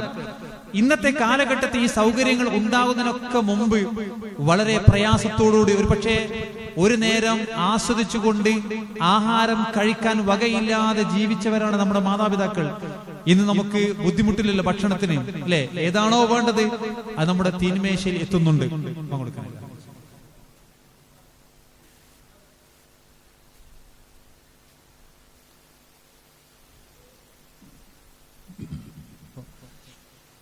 സഹോദരങ്ങളെ സൂചിപ്പിച്ചത് അപ്പോൾ മക്കളെ അറിയേണ്ട ഒരു വിഷയമാണത്. പലപ്പോഴും ജീവിതം എന്തെന്ന് ആസ്വദിക്കാത്തവരാണ് മാതാപിതാക്കൾ. കാരണം മക്കൾക്ക് വേണ്ടിയാണ് അവരെ ജീവിക്കുന്നത്, ത്യാഗം സഹിക്കുന്നത് മക്കൾക്ക് വേണ്ടിയാണ്. ഏതൊരു ഉമ്മനോട് ഉപ്പനോട് ചോദിച്ചാൽ എന്തിനാണ് ജീവിക്കുന്നത് ചോദിച്ചാൽ അവർക്ക് പറയാനുള്ള മറുപടി മക്കളുടെ വിദ്യാഭ്യാസം, അവരുടെ ഭക്ഷണം, അവർക്ക് വേണ്ടിയുള്ള വസ്ത്രം, എല്ലാം മക്കൾക്ക് വേണ്ടി. ആ മാതാവിനെ ഉമ്മനെയും വാപ്പനെയും ബുദ്ധിമുട്ടാക്കി അവർക്ക് പ്രയാസം നിറഞ്ഞ പ്രവർത്തനങ്ങളൊന്നും നമ്മുടെ ഭാഗത്ത് ഇല്ലാതിരിക്കുവാൻ നമ്മൾ ശ്രദ്ധിക്കുക. നോക്കി, ഉമ്മയുടെ ഈ വിശുദ്ധ നമ്മൾ പരിശോധിച്ച് നോക്കുമ്പോൾ പിതാവിന്റെ കഷ്ടപ്പാടിനെ പറ്റി ഖുർആൻ വല്ലാണ്ട് അങ്ങ് പറഞ്ഞില്ല. നിങ്ങൾ ആയുഷ്കാർച്ചൂടാ വബിൽ വാലിദൈനി ഇഹ്സാന ഒന്നിച്ചു പറഞ്ഞു, മാതാപിതാക്കൾക്ക് നിങ്ങൾ നന്മ ചെയ്യണമെന്ന്. പക്ഷെ പിതാവിന്റെ ത്യാഗത്തെ സംബന്ധിച്ച് വിശുദ്ധ ഖുർആൻ അങ്ങനെ വേറിട്ട് പറഞ്ഞിട്ടില്ല. ഞാൻ മനസ്സിലാക്കുന്ന കാരണം വെച്ചാല് ആ മക്കൾ വളർന്നു വരുമ്പോഴേ പിതാവിന്റെ കഷ്ടപ്പാട് സ്വാഭാവികമായി മക്കൾ അറിയുന്നുണ്ട്, കാണുന്നുണ്ട്. പ്രവാസ ലോകത്ത് ജീവിക്കുകയാണെങ്കിൽ അവിടെ ഇല്ലാത്തൊരവസ്ഥ, ഉമ്മ അടങ്ങാറാണ്, ഇതൊക്കെ കാണുകയാണല്ലോ. അതിലെ കൂലിപ്പണിക്ക് പോകുമ്പോൾ മഴയും വെയിലും വകവെക്കാതെ പണിയായുധങ്ങളുമായി പാടത്തേക്ക് പോകുന്ന, പറമ്പിലേക്ക് പോകുന്ന മക്കളെ, പിതാക്കളെ മക്കൾ കാണുന്നുണ്ട്, അവരുടെ പ്രയാസം. എന്നാൽ ഉമ്മ ഒരു കാലഘട്ടത്തിൽ അനുഭവിച്ച പ്രയാസം അത് വിശുദ്ധ ഖുർആൻ പല സ്ഥലങ്ങളിൽ പറയുന്നുണ്ട്, പല രൂപത്തിൽ. എങ്ങനെയാണെന്നറിയോ? ഹമലത്തുഹു ഉമ്മുഹു വഹ്നൻ അലാ വഹ്ൻ, അവന്റെ മാതാവ് അവനെ ഗർഭം ചുമന്നത് പ്രയാസത്തിന്മേൽ പ്രയാസം നിറഞ്ഞുകൊണ്ടാണ്. എന്ന് പറഞ്ഞാൽ ആ കാലഘട്ടം എന്ന് പറയുന്നത് അത്രമേൽ വിഷമകരമായ ഒരു കാലഘട്ടമാണ്. എത്ര ശ്രദ്ധയോടുകൂടിയാണ് നമ്മുടെ മാതാക്കൾ നമ്മുടെ മക്കൾക്കൊന്നും പറ്റരുത് എന്ന് വിചാരിച്ച് അവർ ജീവിച്ചെന്നറിയും. ഒരുപക്ഷെ ഒരേ ഭാഗത്തേക്ക് ചെരിഞ്ഞുകൊണ്ട് മാത്രം ശരീരം വേദനിച്ചവരാണ് നമ്മുടെ മാതാക്കൾ എന്ന് പറയുന്നത്. ആ മാതാപിതാക്കളെ വേദനിപ്പിക്കുക എന്ന് പറയുന്നത് എത്ര പ്രയാസകരമായ കാര്യം. അതുകൊണ്ടാണ് വിശുദ്ധ പ്രവാചകൻ പറഞ്ഞത്, റിളല്ലാഹു ഫി റിളൽ വാലിദൈൻ. നിങ്ങൾക്ക് അള്ളാഹുവിന്റെ തൃപ്തി വേണോ, മാതാപിതാക്കളുടെ തൃപ്തി വേണോ? അള്ളാഹുവിന്റെ കോപം നിങ്ങൾക്ക് വരുന്നത് മാതാപിതാക്കളുടെ കോപത്തിലാണ്. റസൂൽ വെറുതെ പറഞ്ഞതല്ല, ഈ കാരണം കൊണ്ട് തന്നെയാണ്. ആ സന്ദർഭത്തിൽ നമ്മളാരും നമ്മളെ മാതാവിന്റെ ഉദരത്തിൽ സുഖമായി ഉറങ്ങുമ്പോഴും മാതാവിന്റെ കഷ്ടപ്പാട് എന്താണ് നമ്മൾ ആരും അറിഞ്ഞില്ല. അതുകൊണ്ട് അള്ളാഹ് പറഞ്ഞു, ആ കഷ്ടപ്പാട് എത്രത്തോളം ഉണ്ട് എന്ന് നിങ്ങൾ അറിയണം. അതുകൊണ്ട് പല സ്ഥലങ്ങളിൽ ഹമലത്തുഹു ഉമ്മുഹു കുർഹ, വളരെ വേദനയോട് പ്രയാസത്തോടു കൂടിയാണ് ഗർഭം ചുമന്നത് എന്നുള്ളത്. അത് മാത്രമല്ല, പ്രസവിച്ചു 2 വർഷക്കാലം എന്ത് ചെയ്തു, മുലപ്പാൽ നൽകുകയും ചെയ്തു. ഇത് പ്രയാസം നിറഞ്ഞ ഒരു സമയം. അതുകൊണ്ടാണ് വിശുദ്ധ മക്കളോട് അതിങ്ങനെ പറയാ, അത് അമ്മ എത്രമേൽ സഹിച്ചു. ആ അമ്മന് ബാപ്പനും ഇടങ്ങാറാക്കാന്ന് പറയും. നിങ്ങൾ ആലോചിക്കുകയും അവർക്ക് സന്തോഷം നമ്മൾ നൽകേണ്ടത്, അവർക്ക് കൺകുളിർമ നൽകുന്ന പ്രവർത്തനങ്ങൾ നമ്മൾ എന്ത് ചെയ്യാം. നമ്മൾ ജമാഅത്ത് നമസ്കാരത്തിന് പള്ളിയിലേക്ക് പോകുമ്പോഴേ ഉമ്മയും ഉപ്പയും സന്തോഷിക്കുന്നുണ്ട്, വീട്ടിൽ എന്റെ മകൻ കൂടെയുണ്ട് എന്റെ എന്നുള്ളത്. നമ്മൾ വിശുദ്ധ ഖുർആൻ പാരായണം ചെയ്യുമ്പോൾ ഉമ്മയും ഉപ്പയും സന്തോഷിക്കുന്നുണ്ട് നമ്മുടെ വീടുകളിൽ നിന്ന്. എന്റെ ഉമ്മ, എന്റെ മകൻ, എന്റെ മകൾ എത്രമേൽ അള്ളാഹുവിനെ ഭയപ്പെടുന്ന മക്കളാണ് എന്നുള്ള ആ ചിന്തയോടുകൂടി അങ്ങനെ സന്തോഷം നൽകുന്ന മക്കളായി തീരണം നമ്മളെല്ലാവരും. മാതാപിതാക്കൾക്ക് മയ്യത്ത് നിസ്കരിക്കേണ്ടത് ആരാ? മക്കളായ നമ്മളാ. രക്ഷിതാക്കൾ അതിന് പ്രാപ്തരാക്കുകയും ചെയ്യണം. ഒറ്റ സംഭവം അറിയാം. നമ്മുടെ ഒരു പള്ളിയിൽ ഒരു മയ്യത്ത് കൊണ്ടുപോയി വെച്ചു. പിതാവ് മരണപ്പെട്ട മകൻ അവിടെയുണ്ട്. മകനാണ് മയ്യത്തിന് ഇമാമത്ത് നിൽക്കേണ്ടത്. പക്ഷേ നമസ്കാര സമയമായി, എല്ലാവരും സൊഫിൽ നിന്നുകൊണ്ടും മകനെ കാണുന്നില്ല. അപ്പൊ ആളുകൾ ഇങ്ങനെ അന്വേഷിച്ചു എവിടെ പോയി എന്നുള്ളത്. അപ്പൊ മകൻ ആ പള്ളിയുടെ ടോയ്ലറ്റിൽ ഒളിച്ചിരിക്കാം. ഇത് ഉണ്ടായ സംഭവം, അതൊരു വെറുതെ കഥയ്ക്ക് പറയുന്നില്ല, ഉണ്ടായ. എന്താ കാരണം അറിയോ? ആ കുട്ടി പറഞ്ഞാല് മയ്യത്ത് നമസ്കാരം എങ്ങനെയാണെന്ന് എനിക്കറിയില്ല. 4 തക്കി, പക്ഷേ അതിലെ പ്രാർത്ഥനകൾ എന്താണ് എന്ന് എനിക്കറിയില്ല. നിങ്ങൾ ആലോചിക്കൂ, ഒരു ഉമ്മക്കും വാപ്പക്കും ഒരു മകനും മകൾക്കും അവസാനമായി നൽകാൻ പറ്റുന്നത് എന്താണെന്നറിയോ? ആത്മാർത്ഥ നിറഞ്ഞ പ്രാർത്ഥന.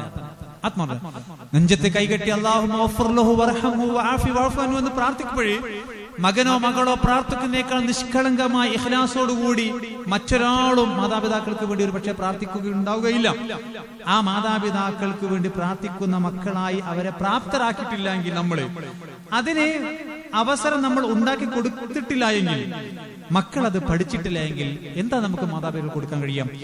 തിരക്ക് പിടിച്ച ജീവിതത്തിനിടയിൽ എപ്പോഴെങ്കിലൊക്കെ നമ്മുടെ ഖബറിങ്ങളിൽ ചെന്ന് അല്ലാഹുവേ എന്റെ ഉമ്മയാണിതിൽ, എന്റെ ഉപ്പയാണ്, അവർക്ക് പുറത്തു കൊടുക്കണമേ, കരുണ ചെയ്യണമേ, ഖബർ വിശാലമാക്കണമേ എന്ന് പ്രാർത്ഥിക്കണമെങ്കിൽ ഈ ഒരു ബോധം നമ്മുടെ മക്കളിൽ നമ്മൾ ഉണ്ടാക്കി കൊടുക്കണം. ആ ഒരു ബോധം മക്കൾക്കും ഉണ്ടാവുക എന്നുള്ളത് ഇന്നത്തെ കാലഘട്ടത്തിൽ പ്രിയപ്പെട്ട സഹോദരങ്ങൾ നമ്മൾ ശ്രമകരമായി ഉണ്ടാക്കി കൊടുക്കേണ്ട ഒരു സന്ദർഭമാണ് എന്നതാണ് ഈ ഒരു അവസരത്തിൽ സൂചിപ്പിക്കാനുള്ളത്. അതുകൊണ്ട് ആ നിലയ്ക്ക് മക്കൾ നമ്മൾ അവർക്ക് സന്തോഷം നൽകുക, കൺകുളിർമ നൽകുക. അങ്ങനെ നിങ്ങൾ ആലോചിച്ച് നോക്കി, ഉമ്മയും ഉപ്പയും സ്വാലിഹായ മാതാപിതാക്കള്, മക്കൾ അതോടുകൂടി എന്ത് ചെയ്തു? അവരെ പിന്തുടർന്നു. അവരുടെ പേരമക്കളും അങ്ങനെ പിന്തുടർന്നു കഴിഞ്ഞാൽ ഖുർആൻ പറഞ്ഞു, വല്ലദീന ആമനു വത്തബഅതുഹും ദുർരിയ്യതും ബിഈമാനിൻ അൽഹഖ്നാ ബിഹിം ദുർരിയ്യതും, സ്വർഗ്ഗത്തിൽ ചേർത്ത് കൊടുക്കാമെന്ന്. ഒരു പക്ഷേ നമ്മുടെ പലരും മാതാപിതാക്കൾ ഇന്ന് ജീവിച്ചിരിക്കില്ല. നമ്മുടെ കൂട്ടത്തിൽ മക്കൾ നഷ്ടപ്പെട്ടവരുണ്ടാകും, ഇണകൾ നേരത്തെ പോയ ആളുകൾ ഉണ്ടാകും. അവരോടൊക്കെ ഒന്നിച്ച് ജീവിക്കുവാനുള്ള അവസരം അല്ലാഹു തആല ഉണ്ടാക്കി തന്നിട്ടുണ്ട്.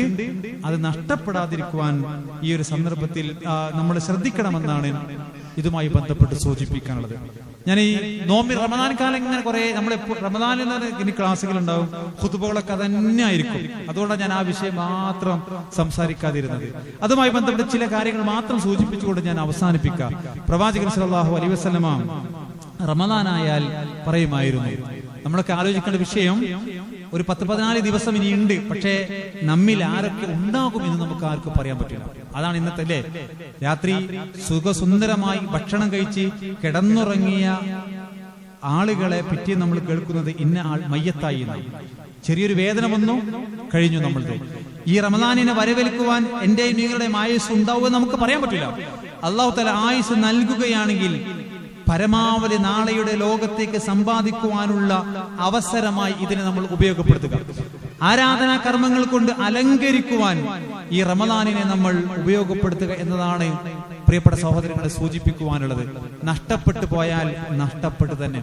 ജീവിച്ചിരിക്കും നമുക്ക് ഇപ്പോൾ ലഭിച്ചുകൊണ്ടിരിക്കുന്നതും മരണപ്പെട്ടവർക്ക് നഷ്ടപ്പെട്ടതും സമയമെന്ന് പറയുന്ന മഹാ അനുഗ്രഹം അത് റമദാനിലാകുമ്പോൾ പ്രിയപ്പെട്ട സഹോദരങ്ങളെയും കൂടുതൽ ആരാധന കർമ്മങ്ങൾ നിർവഹിക്കുവാൻ സാധിക്കും. അബദ്ധ സഞ്ചാരം നടത്തിയ ആളുകൾ ഉണ്ടാകും. വീഴ്ചകൾ പറ്റാത്ത ആരുമില്ല. ന്യൂനതകൾ, തെറ്റുകുറ്റങ്ങൾ, നമസ്കാരത്തിൽ വീഴ്ചകൾ വന്നകളുണ്ടാകും. ആരാധന കർമ്മങ്ങളിൽ വീഴ്ച വന്ന ആളുകൾ ഉണ്ടാകും. ജീവിതത്തിൽ ചെയ്യരുതേ എന്ന് വിചാരിച്ചിരുന്ന പല കാര്യങ്ങളും പിശാചിന്റെ സമ്മർദ്ദം കൊണ്ട്, സാഹചര്യത്തിന്റെ സമ്മർദ്ദത്താൽ പ്രവർത്തിച്ചു പോയ ആളുകൾ ഉണ്ടാകും. എല്ലാവർക്കും തിരിച്ചു വരാനുള്ള ഒരു അവസരമാണ് റമദാൻ എന്ന് പറയുന്നത്. മഹാനായ പ്രവാചകൻ സല്ലല്ലാഹു അലൈഹി വസല്ലം പറയാറുണ്ടായിരുന്നു, അതാക്കും ഷഹ്റു റമദാൻ, അല്ലയോ സഹാബികളെ, ഇതാ റമദാൻ നിങ്ങളിലേക്ക് എത്തി. ഷഹ്റുൽ മുബാറക്, അനുഗ്രഹീതമായ മാസമാണത്. ഫറദല്ലാഹു അലൈക്കും സിയാമ, ആ മാസത്തിൽ അള്ളാഹു നിങ്ങൾക്ക് നോമ്പ് നിർബന്ധമാക്കി. തുഫ്തഹു ഫീഹി അബ്വാബുൽ ജന്ന, നമുക്കറിയാം സ്വർഗ്ഗത്തിന്റെ കവാടങ്ങൾ തുറക്കപ്പെടും, നരകത്തിന്റെ കവാടങ്ങൾ അടക്കപ്പെടുകയും ചെയ്യും, പിശാചിനെ ബന്ധനസ്ഥനാക്കും എന്നൊക്കെ റസൂൽ പറഞ്ഞു. എന്നിട്ട് പറഞ്ഞു വഫീഹി ലൈലത്തുൻ, ആ റമദാനിൽ ഒരു രാത്രിയുണ്ട്. ഹിയ ഖൈറും മിൻ അൽഫി ശഹർ, 1000 മാസത്തേക്കാൾ ഉത്തമമായ രാത്രി. ലൈലത്തുൽ ഖദ്ർ നമുക്കറിയാലോ. മൻ ഹുരിമ ഖൈറഹ ഫഖദ് ഹുരി, അത് തടയപ്പെട്ട ഒരാളെ സംബന്ധിച്ചിടത്തോളം അയാൾക്ക് അത് ആ ഖൈറ് തടയപ്പെട്ടു എന്ന്. ഇത് നഷ്ടപ്പെടാതെ സ്വീകരിക്കുവാൻ, ലഭിക്കുവാനുള്ള ഒരു സന്നദ്ധതയാണ് പ്രിയപ്പെട്ട സഹോദരങ്ങളെ നമുക്കുണ്ടാകുന്നത്. നമ്മുടെ വീട്ടിലൊരു അതിഥിയത്തിൽ നമ്മൾ എന്താ ചെയ്യാം? ഏറ്റവും മാന്യമായി അതിഥിയെ നമ്മൾ എന്ത് ചെയ്യും? സ്വീകരിക്കും, അല്ലെ? എന്തൊക്കെ നൽകി, വിഭവങ്ങൾ നൽകി തൃപ്തിപ്പെടുത്തുവാൻ സാധിക്കുമോ അതൊക്കെ നൽകി നമ്മൾ എന്ത് ചെയ്യും? അതിഥികളെ തൃപ്തിപ്പെടുത്തും. അങ്ങനെയാണെങ്കിൽ ഒരു മാസക്കാലത്തേക്ക് നമ്മുടെ വീടുകളിലേക്ക് അതിഥി എത്തുകയാണ്. നമ്മുടെ വീടകങ്ങളിൽ പക്ഷേ ബാഹ്യമായി നമ്മളെല്ലാവരും ഒരുങ്ങിയിട്ടുണ്ടാവും. ആ റമദാൻ കാലത്തേക്ക് വേണ്ട ഭക്ഷണ വിഭവങ്ങൾ ഒരു പക്ഷെ നമ്മൾ തയ്യാറാക്കിയിട്ടുണ്ടാകും, മെനു തയ്യാറാക്കിയിട്ടുണ്ടാകും, അല്ലെ? പത്തിരി റെഡിയാക്കാനുള്ള അരി മല്ലിമുളകൊക്കെ പൊടിച്ച് എല്ലാം റെഡിയാക്കി വെച്ചിട്ടുണ്ട്. പക്ഷെ ആത്മീയമായിട്ടുള്ള ഒരു വരവേൽപ്പ്, ഒരു സ്വീകാര്യത നമ്മൾ ഉണ്ടാക്കിയെടുത്തു എന്നുള്ളത്. എല്ലാറ്റിനും അപ്പുറം ആത്യന്തികമായി നമ്മൾ ഉണ്ടാകേണ്ടത് ആത്മീയമായി ഈ റമദാനിനെ നമ്മൾ സ്വീകരിക്കുക എന്നുള്ളതാണ്. ആ റമദാൻ കഴിയുമ്പോഴേക്ക് ആരാധനാ കർമ്മങ്ങൾ കൊണ്ട് അലങ്കരിക്കാൻ എനിക്ക് സാധിച്ചിട്ടുണ്ട്. വിശുദ്ധ ഖുർആൻ പരമാവധി പാരായണം ചെയ്യുവാൻ, അത് പഠിക്കുവാൻ എനിക്ക് കഴിഞ്ഞിട്ടുണ്ട്.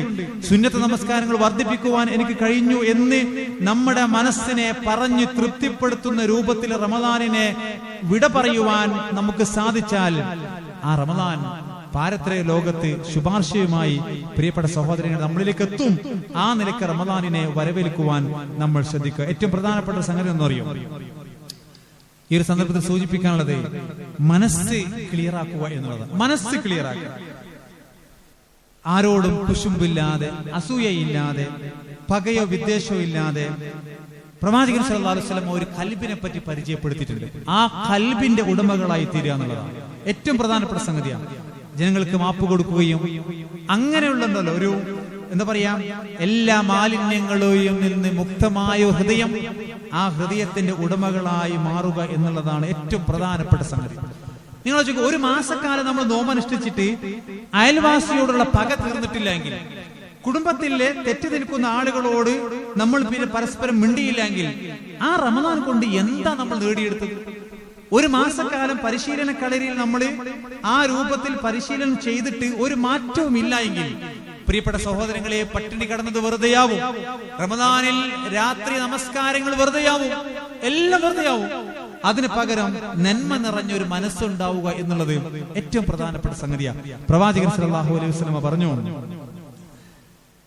ഒരാള് പ്രവാചകൻ സല്ലല്ലാഹു അലൈഹി വസല്ലം അടുക്കൽ ഒന്ന് ചോദിക്കുക, അല്ലാഹുവിന്റെ റസൂലേ, ഏറ്റവും അയ്യുന്നാസി അഫ്ളൽ, ഏറ്റവും നല്ല മനുഷ്യൻ ആരാണ് എന്ന് പറഞ്ഞാല് ജനങ്ങളിൽ ഏറ്റവും ശ്രേഷ്ഠനായി തീരാൻ ഞാൻ എന്താണ് ചെയ്യേണ്ടത് എന്നാണ് ആകെ അതിന്റെ ചോദ്യം. പ്രവാചകൻ സല്ലല്ലാഹു അലൈഹി വസല്ലം പറഞ്ഞ മറുപടി എന്തറിയോ? കുല്ലു മഖ്മൂമുൽ ഖൽബി വസുദൂഖുൽ ലിസാൻ, മഹ്മൂമുൽ ഖൽബും സുദൂഖുൽ ലിസാനും ആർക്കൊക്കെ ഉണ്ടോ അവരാണ് ജനങ്ങൾ ഏറ്റവും അഫ്ളലായ മനുഷ്യർ എന്ന് പ്രവാചകൻ സല്ലല്ലാഹു അലൈഹി വസല്ലം. അപ്പൊ അവർ ചോദിച്ചു, സുദൂഖുൽ ലിസാൻ നഅരിഫു യാ റസൂലല്ലാഹ്, അത് ഞങ്ങൾക്ക് മനസ്സിലായി. സത്യസന്ധമായ ഒരു നാവ്, കളവ് പറയാത്തൊരു നാവ് ഉണ്ടാവുക എന്നുള്ളതല്ലേ. വമാ മഹ്മൂമുൽ ഖൽബ് യാ റസൂല, എന്താ റസൂലേ മഹ്മൂമുൽ ഖൽബ് എന്ന് പറഞ്ഞാൽ? റസൂലുള്ളാഹി സ്വല്ലല്ലാഹു അലൈഹി വസല്ലം നൽകിയ വിഷയം എന്നറിയാം. ഹുവ തഖിയ്യു അന്നഖിയ്യു ലാ ഇസ്മ ഫീഹി വലാ ബഗ്യ ഫീഹി വലാ ഖില്ല ഫീഹി വലാ ഹസദ ഫീഹി. റമളാനിനെ സ്വാഗതം ചെയ്യുന്ന നമ്മെ സംബന്ധിച്ചിടത്തോളം നമ്മുടെ ഹൃദയം എങ്ങനെയാകണമെന്ന് പ്രവാചകൻ സല്ലല്ലാഹു അലൈഹി വസല്ലം നമ്മളെ പഠിപ്പിക്കുന്നതെന്നറിയാം. അത്തഖിയ്യു നഖിയ്യു, നല്ല പ്യൂരിഫൈ ചെയ്തിട്ടുള്ള ഹൃദയം. എന്തിൽ നിന്ന്? സകല മാലിന്യങ്ങളിൽ നിന്നും പ്യൂരിഫൈ ചെയ്തിട്ടുള്ള ഹൃദയം, അള്ളാഹുവിനെ സൂക്ഷിച്ചുകൊണ്ട് ജീവിക്കുന്ന തഖ്വയുള്ള ഹൃദയത്തിന് ഉടമയാവുക. എന്നിട്ട് പ്രവാചകൻ അത് വിശദീകരിച്ചത്, ലാ ഇസ്മ ഫീഹി, ആ ഹൃദയത്തിൽ പാപങ്ങൾ ഉണ്ടാവുകയില്ല. വലാ ബഗ്യ ഫീഹി, ആ ഹൃദയത്തിൽ അക്രമങ്ങളോ അതിക്രമങ്ങളോ ഉണ്ടാവുകയില്ല. വലാ ഖില്ല ഫീഹി, ആ ഹൃദയത്തിൽ പകയില്ല, വിദ്വേഷമില്ല. വലാ ഹസദ ഫീഹി, ആ ഹൃദയത്തിൽ അസൂയയില്ല.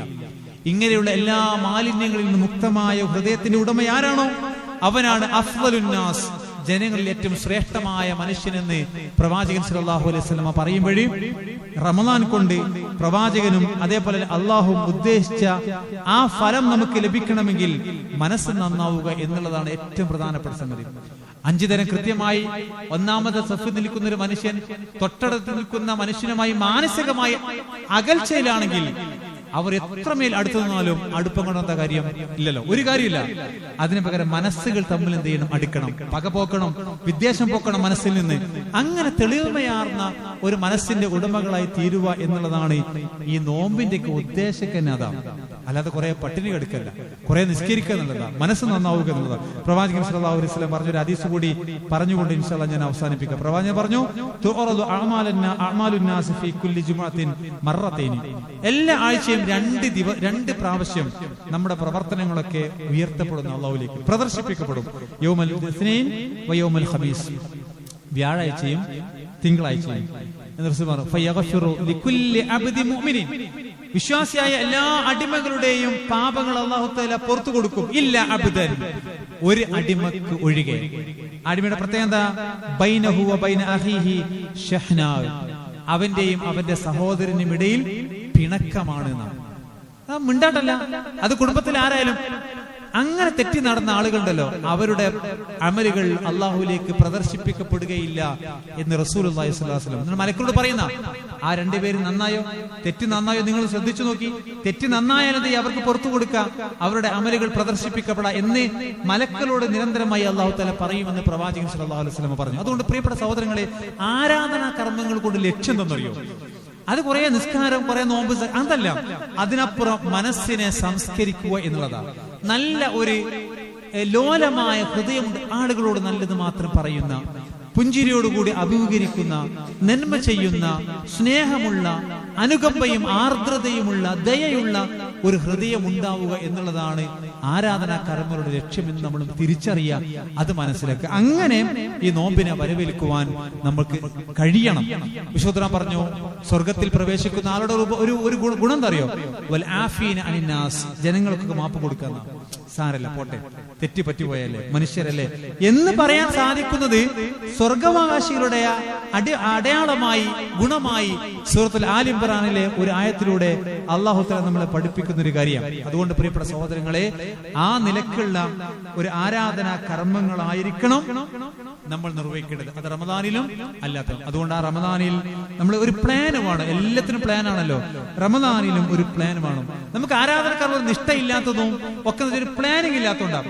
നമ്മൾ രാവിലെ സുബഹിക്ക് എഴുന്നേറ്റ് വിത്ർ തഹജ്ജുദ് നിസ്കരിക്കുകയാണെങ്കിൽ അങ്ങനെ, എന്നിട്ട് റവാത്തീബ് സുന്നത്ത് വീട്ടിൽ നിന്നാണെങ്കിൽ അങ്ങനെ, പള്ളിയിലേക്ക് വന്നു, തയ്യത്ത് നമസ്കരിക്കുന്നു, ഖുർആൻ പാരായണം ചെയ്യുന്നു, ഖുർആൻ പഠന ക്ലാസ് നമ്മൾ കേൾക്കുന്നു, വീട്ടിലേക്ക് പോകുന്നു, ജോലിയിൽ ഏർപ്പെടുന്നു, ലോഹർ നമസ്കാരം, അതിന്റെ റവാത്തീബ്, ശേഷമുള്ള അങ്ങനെ ഒരു പ്ലാനിങ് ഉണ്ടായി, ഒരു ചാർട്ട് ഉണ്ടാക്കി വെക്കുകയും ഈ റമദാൻ ഫലപ്രദമായി ഉപയോഗപ്പെടുത്തുവാൻ നമുക്ക് സാധിക്കും. പ്ലാനിൽ ഇല്ലെങ്കിലേ അങ്ങനെ കുറച്ച് ഓതുക, 4-5 ആയത്ത് ഓതുക, വേണ്ടുമ്പോ ഈ റവാത്തി സംസ്കരിക്കുക, അങ്ങനെ ആയ പോരാ. കൃത്യമായ പ്ലാനിങ് ഉണ്ടാവുക എന്നുള്ളത് ആരാധന കർമ്മങ്ങളിൽ നമ്മൾ പാലിക്കണം. അങ്ങനെ റമദാൻ 1 മുതൽ 30, 29 എത്ര കിട്ടണ അതുവരെ ആരാധനാ കർമ്മങ്ങൾ കൊണ്ട് പരമാവധി അലങ്കരിക്കുവാൻ നമ്മൾ ശ്രദ്ധിക്കുക എന്നുള്ളതാണ് ഈ ഒരു സന്ദർഭത്തിൽ സൂചിപ്പിക്കാനുള്ളത്. അള്ളാഹുവിന്റെ റസൂൽ സല്ലല്ലാഹു അലൈഹി വസല്ലം പറഞ്ഞ ഒരു നേരത്തെ പറഞ്ഞ കാര്യം നമ്മൾ മനസ്സിലാക്കുക. നന്മ ആഗ്രഹിക്കുന്നതിന് അക്ബിൽ, നീ മുന്നോട്ട് വാ, നിനക്ക് നന്മ ചെയ്യുവാനുള്ള അവസരം ഇതാ വന്നെത്തിയിരിക്കുന്നു എന്ന് മലക്കുകൾ ആകാശ ലോകത്ത് നിന്ന് വിളിച്ചു പറയും ഈ റമദാൻ ആകുമ്പോന്നാണ്. അതൊക്കെ സന്തോഷമുള്ള ഒരു കാര്യമല്ലേ? കഴിഞ്ഞ റമദാനിൽ നമ്മുടെ കൂടെ എത്ര ആളുകൾ ഉണ്ടായി, ഇന്നുണ്ടാവരില്ല. അടുത്ത റമദാനിൽ പക്ഷേ ഈ റമദാനിൽ നമുക്ക് ആയുസ് കിട്ടുകയാണെങ്കിൽ അടുത്ത റമദാനിൽ നമ്മൾ ഉണ്ടാവുന്ന ഉറപ്പുണ്ടോ? ഒരു ഉറപ്പില്ല. ഉള്ളത് എന്ത് ചെയ്യാ, ഉപയോഗപ്പെടും. ഒറ്റ കാര്യം പറയട്ടെ, എന്റെ ഒരു അയൽവാസി മരണപ്പെട്ടത് കുറെ പ്ലാനിങ് ഉണ്ടായിരുന്നു മനസ്സിൽ. ജുമുഅക്കൊക്കെ നേരത്തെ വന്നിരുന്നതാണ്. രാത്രി ഇതേപോലെ കടന്നുറങ്ങിയതാണ്, ഒരു പ്രശ്നമില്ല. എന്നിട്ട് ഒരു 12-1 മണിയാകുമ്പോൾ ചെറിയൊരു വേദന വന്നു. ആസ്റ്റർ ഹോസ്പിറ്റലിൽ അവിടെ പോയി ഏതാനും സമയം മാത്രം മരണപ്പെട്ടു. പിറ്റേന്ന് സുബഹി നമസ്കാരത്തിൽ നമ്മൾ കേൾക്കുന്നത് ഇന്ന ആള് മരിച്ചു എന്നുള്ളതാണ്. ഇതാണ് നമ്മുടെ ഈ ലോകത്തെ അവസ്ഥ. പിന്നീട് എന്താണുള്ളത്? പിന്നെ ഇങ്ങോട്ട് വരുന്നില്ലല്ലോ.